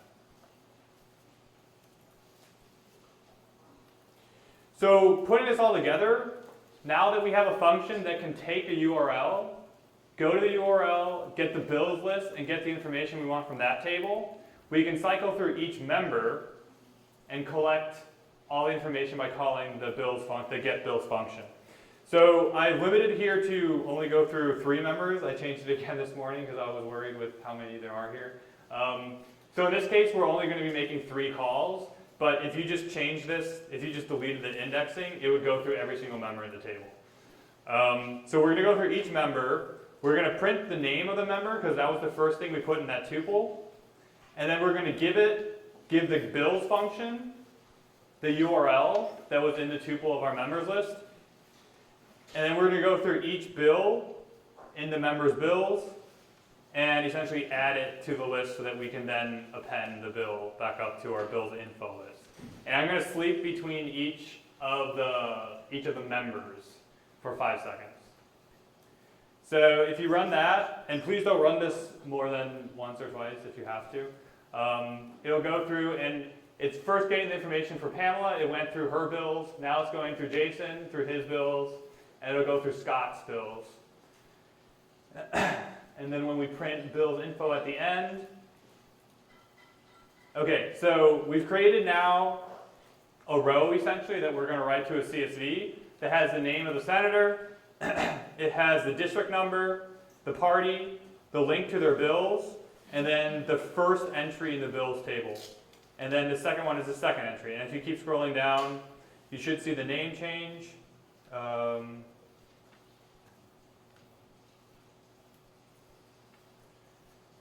So here's Jason's, and then at the end should be Scott's. So then if we provide the header for, essentially now we have a list of lists, right?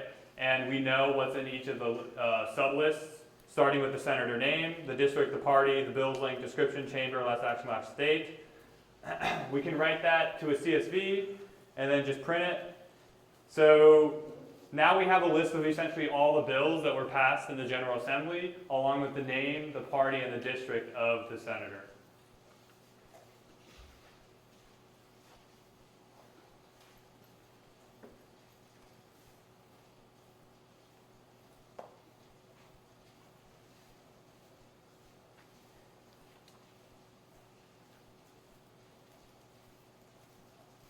And we got that, remember, by starting at this page. We parsed this HTML table. We took the last two columns to pair with the senator. And then we took the URL for the bills. And then we essentially clicked on each of these bills links, right, for each of the senators. And then once we clicked on it, we parsed the table we get in this and took the last 4 columns, right? And then we did that for each. So then we went to JSON and took the 4 and added it. And then we appended it all to a long list of lists and wrote a CSV out. So that's the way to web scrape with Beautiful Soup. And it's basically just sending GET requests and parsing the HTML. It's usually not, it can be more complicated if there's JavaScript, which we'll talk about for the last 20 minutes. But for basic websites, this should be a general workflow. The confusing part is that a lot of times you're going to be wanting to loop through a lot of different things and loops within loops. So what's important to remember is to just write it out for one specific page or one specific senator in our case, and then you go through and get the bills for them, and then just apply that usually as a function to everyone. So then you don't get too far in the weeds and not know where you are in the whole scheme of things. So it's easier just to write functions that will do exactly what you want for one page and then just loop through with the function.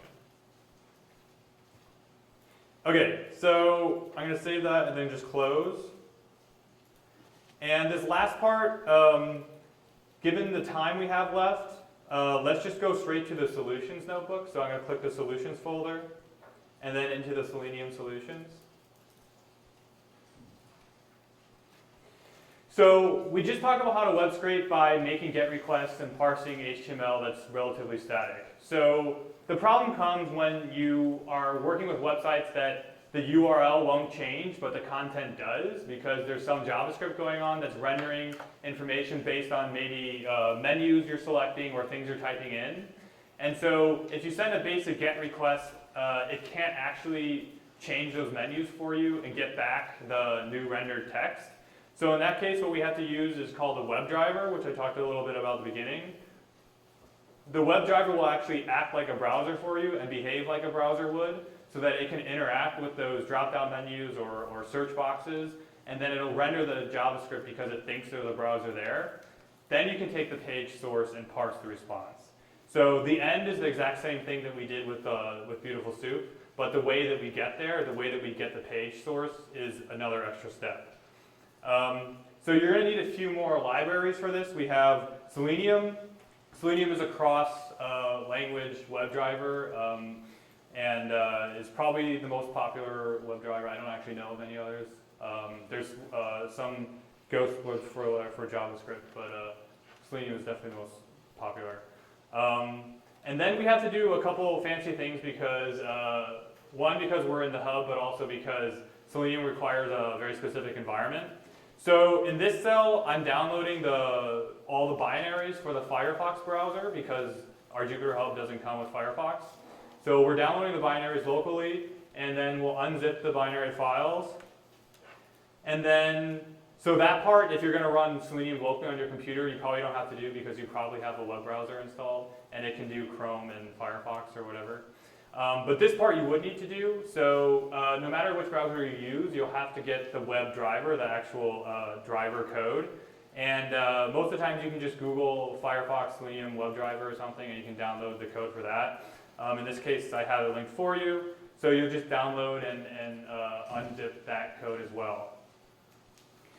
So if you look back into our file structure, you'll see we've added a few things. We have a Firefox folder. Inside the Firefox folder is all of what Firefox is, the whole browser, the binaries for that. And then if you look inside the Gecko driver is a file, so you can't go inside of it, but that's the actual file that Selenium uses to interact with Firefox.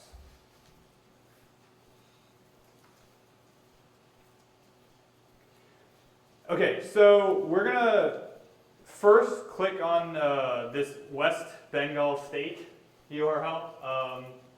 This was a case that we worked on at the D-Lab a little bit, and that's why we chose this example, but it's also relatively straightforward. And actually, if you click on the site in the next section, you'll be brought to this very simple website where you're supposed to choose districts, basically, and then blocks, and then they're kind of just different geographic levels of information from like a survey or census. And the interesting thing about this site is that if you choose certain blocks, there's basically 10 to 20 options in each menu. You'll notice that the URL at the top, when I click this last one, the URL doesn't change, but it just renders a whole table, right? Because it has to go ask the database for certain information based on the parameters you chose in the drop-down menus, but it's rendering it with JavaScript, so it doesn't actually change the URL. So in that case, if I tried to make a GET request with this URL, I wouldn't actually get the table because I wouldn't have selected any options according to it. So the advantage of the WebDriver is that we can actually tell it to, using a pseudo Firefox, to select all these different drop-down options, and then wait and then take the page source once the table has been rendered. So essentially we can go through all the different options for all the different districts and all the different counties and states and everything, and then render the table and then parse the table from that. So the first thing we have to do is actually launch the WebDriver. Again, because we're in Jupyter, we have to actually launch a virtual display so that it thinks that there's a way that we can actually look at the Firefox web browser. And then to set up the driver, we use the WebDriver.Firefox method. We're going to give it the Firefox binary files as a parameter, and as well the driver to the executable path. And that's just the dot. Again, if you don't do a lot with Bash, that's just the current directory. So all the files we just downloaded, we downloaded to the directory we're working in. So we just gave that as the parameters to the WebDriver. And so now we can go to Google, for example, by just saying driver.get. Again, it is just a GET request. That's why it's called the GET method. And this is the HTML source for Google's homepage. And we get it, instead of saying response.text, it's driver.pageSource. And that's when you execute driver.pageSource, whenever you do that, at that moment, it'll take the actual rendered HTML that's there. So that's why when we did this table here, if we had taken the page source at the first step, like the first time we got to the website, there's nothing there. But after we choose the drop-down options, the page source changes. And that's why we need a WebDriver to actually collect that.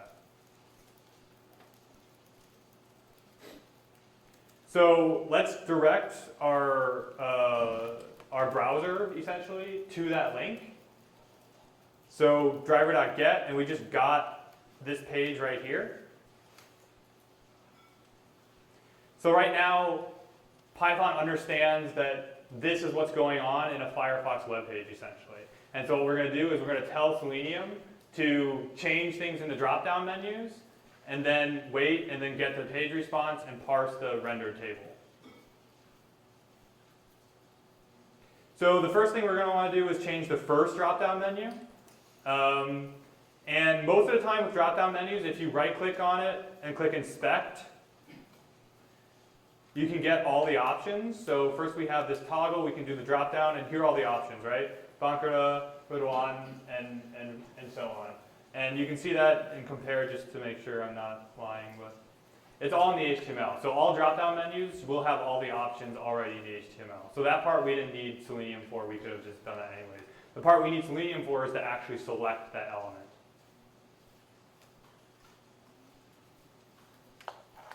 Okay, so with Selenium we can call the driver to find the element, which is the DDL district.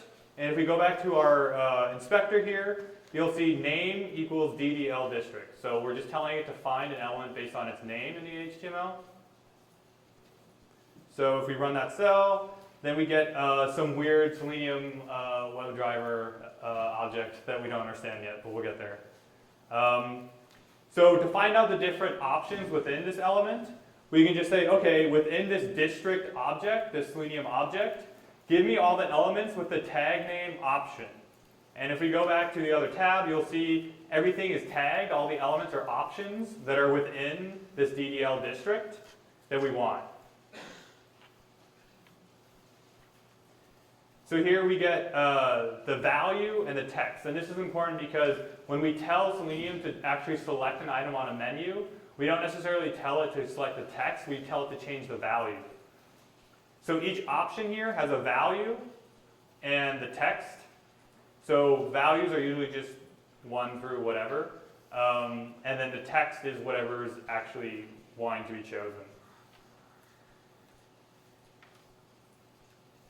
So if we wanted to loop through every single district, we could make a dictionary that would map essentially the values and the names. So in this case, we make the dictionary where all the selections on the menu are mapped directly to their value. So we can just say, okay, Selenium, choose this name, and then it knows the value already because it's in the dictionary. So then, using the select by value method, we can actually tell Selenium to tell Firefox to select that menu item. So first we call select on the district, right? Because district right now is assigned to the DDL district element. And then select by value, we're giving it Bankara, which is 1. So essentially we're saying select this menu by the value of 1. And if we go back and look at the source, we're inside the district DDL element, and we're saying choose value 1, right? So when we run that cell, what's happening behind the scenes is Firefox is doing that. It's that simple. And then we want to do the same for the second 2 drop-down menus. So the second one is called DDL block. And if we right-click and inspect, DDL block is right there. So that's the name of the second drop-down menu. We choose that and get the options. Again, we have, so the other important thing is that depending on what you choose up here, it's kind of hierarchical. So if we chose a different item here, we get a different block name within it, right? So even the options within the sub-menus are changing. And that's why, again, if you notice, everything we've done before has been based on purely on URLs, but we've been doing all these changes in the menus and the URL hasn't changed at all. So we can't just ask and make a GET request at a different URL for this information. We have to actually interactively change it. Okay, so we'll get all the options again. Okay, so these are all the sub-districts, I guess, for the region. And then we'll select it by value for number 1 again. So now what happened over here is Selenium told Firefox to choose this. So now we're at this stage. And now we get a whole new set of options for the third drop-down menu. So now that the third drop-down menu is rendered, We can choose it by doing ddlgp. And again, we find that out by inspecting it. And here we have named as ddlgp.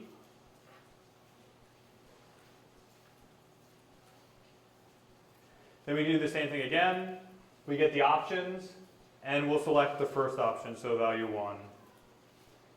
And then what's happening over here is it's chosen this option here. And now the table renders, so the HTML has changed, the page source has changed, right? But the URL hasn't changed. But the page source did. So we can't just say, give me this URL with these parameters, and then it gives you the table.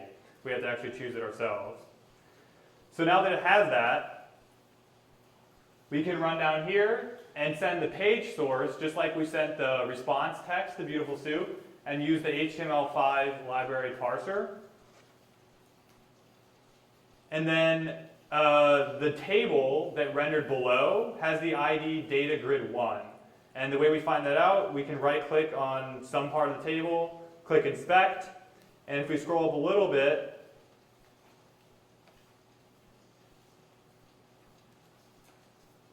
we see the table element, right? And then if you look on the far end here, we have ID equals data grid 1, right? And we want the table, so we'll say, okay, the first thing we want to do is take the subset of the table.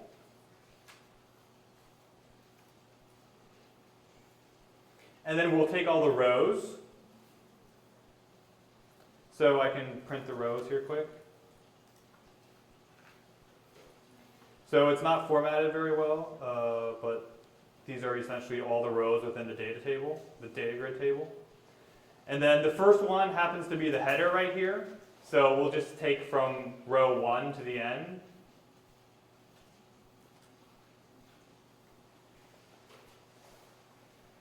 And so here's an example of each column within the first row of the table we want. So we see the I/1, we see woman, we see 830, 646, 19, and 30. And if we go over here, that's exactly what was rendered from our selections in the drop-down menus. So we have basically the first row split up by columns, like we were doing with rows and columns in the past, in the last exercises. So now, it's the exact same thing we did before. We have, for each row, we want specific information from the columns. So in this case, I just assigned basically everything in the table to a specific header. And in this case, I use dictionaries instead of tuples because, like I said before, it's more intuitive for me to use. It's also usually computationally easier to use dictionaries. Tuples just help if you like the table structure because it might make more sense.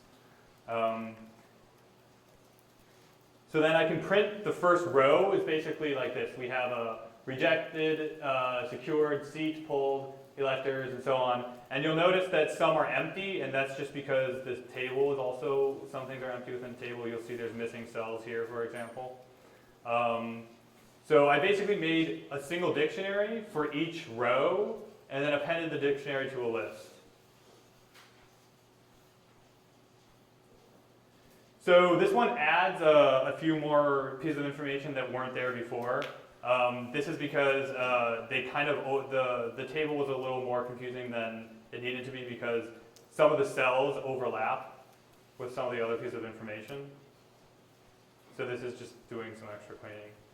And then we're left here with our final data, which is a list of dictionaries with each row. And it fills in a lot of the missing information we had before. So then we can write that to a CSV like we've been doing. And it looks like we have the exact CSV that was rendered inside this by selecting the drop-down menu options.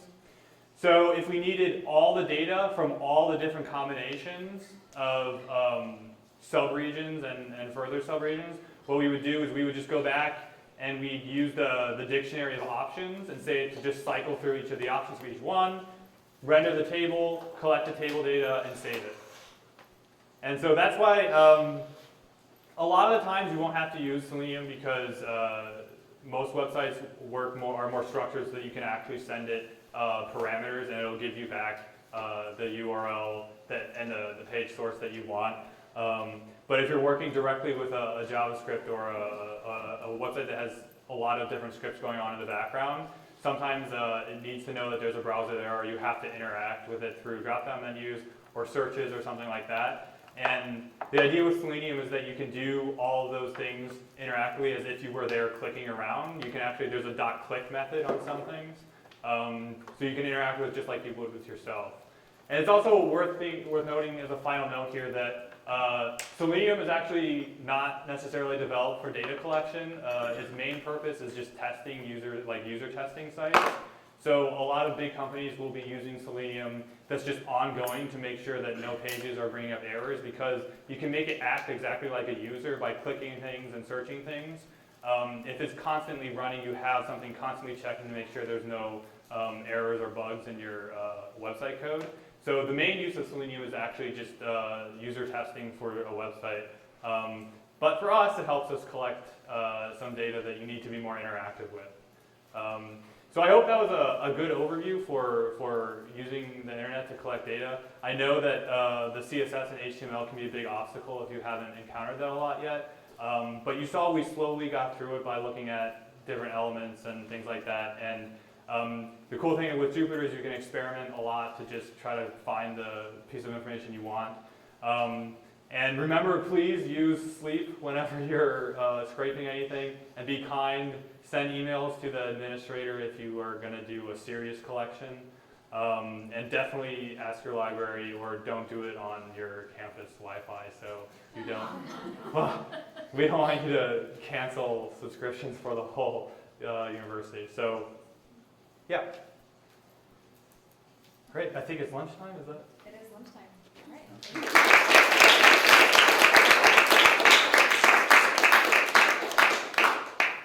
All right, lunch is available in the back. Again, we're going to pick back up at 1 o'clock.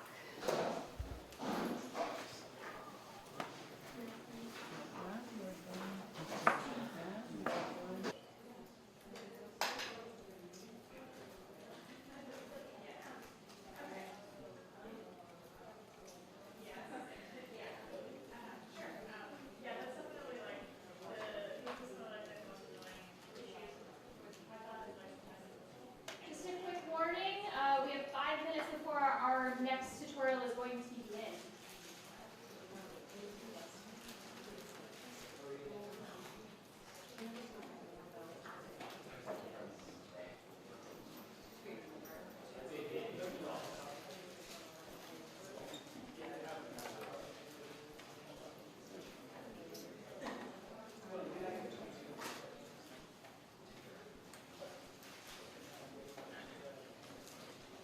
Hey, can you just put this in your pocket? Yes. If you clip it.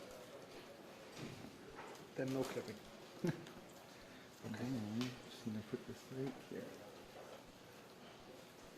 Alright, let me just do a test real quick.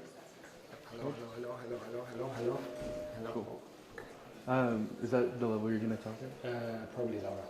Probably louder? Yeah, I'll Okay. probably look on the screen. Awesome. You know, when I stand there, it's usually I'll speak loud. Sounds good. Alright, you're all set, man. Okay, cool.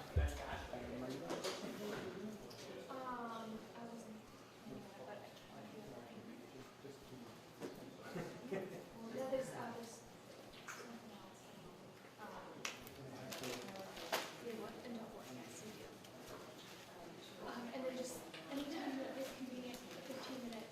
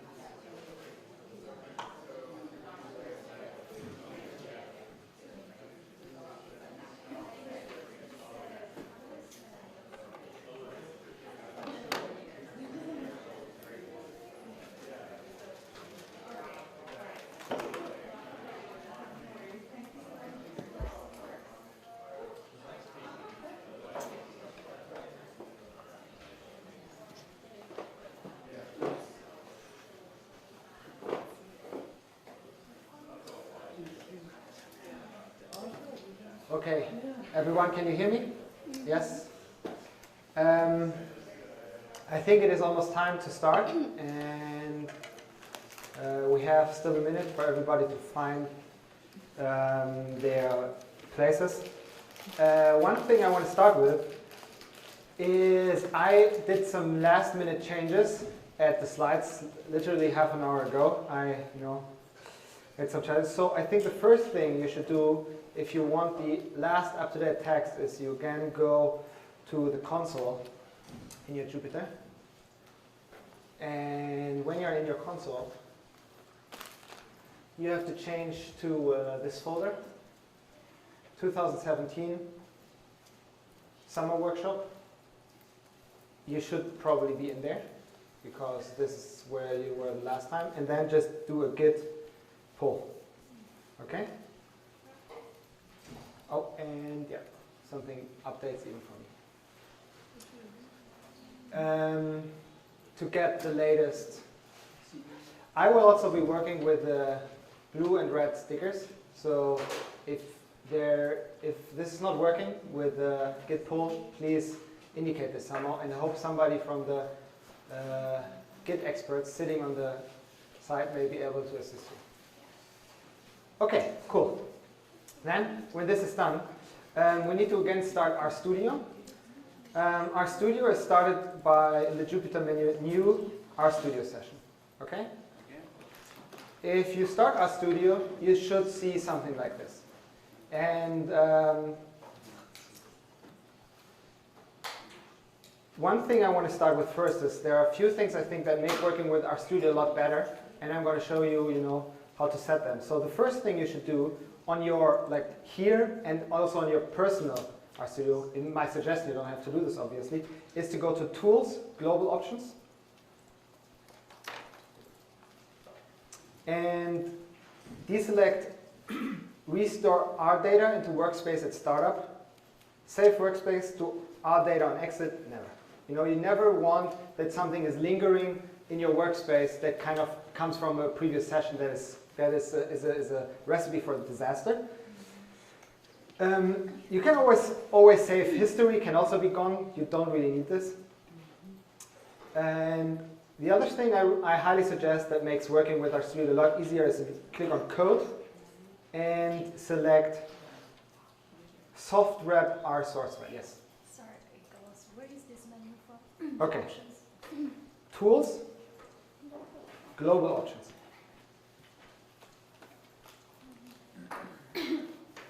I didn't save it. So you go Tools, Global Options, and then you deselect Restore.R data into workspace at startup. You don't want that. You don't want Save Workspace to .R data on exit, never. And always save history is also only half good idea. Okay? Everybody there? Good. Then you can also click on Code. Oh, there is somebody. You can click on Code and deselect and select Soft Wrap R source files. Okay? Thanks. Soft Wrap R source file just means that if your code has reached the end of your visible window, it will just go to the next line without kind of, breaking it just makes working easier. Okay. I think this is general good setup, and it makes working with RStudio a lot easier. Let's accept this with OK, and we're done. You can here in the lower. This is the file pane. You can go to Summer Workshop and select my folder, Sigmund Statistical Modeling in R. And when you're in there, you see 3 subfolders and a README. And we're going to start. I know all of you really want to learn about mixed modeling, but unfortunately we have to start with something else before. We have to start with statistical modeling simply, and this is what we're going to do. And so we have this folder, we have the exercises folder. In the exercises folder, you'll see there's 2 exercises and also the solution. I highly suggest to not look at the solutions before you have tried the exercise yourself. We'll come to this later. Okay, let's start here. So I will work with the slides that I produced, and I produced the slides with R, and I produced them using an R Markdown file, this file here. And the idea is you can tag along. So I will just go through my slides, and you can tag along with the code. You can either do this looking at the Markdown to see, both the text and the code, or you can just look at the associated R file, statisticalmodeling.r, which only has the code. It's stripped of all the Markdown commands. I've just included this R Markdown file, so in case you ever want to do a presentation directly from within R with Markdown, you can use this and steal from it whatever you want to do. It's sometimes a little bit tricky, but obviously in this case where I'm using a lot of R, it makes a lot of sense. Okay, so everybody has this open? Very good. So my name is Henrik Singman. I think I haven't said this.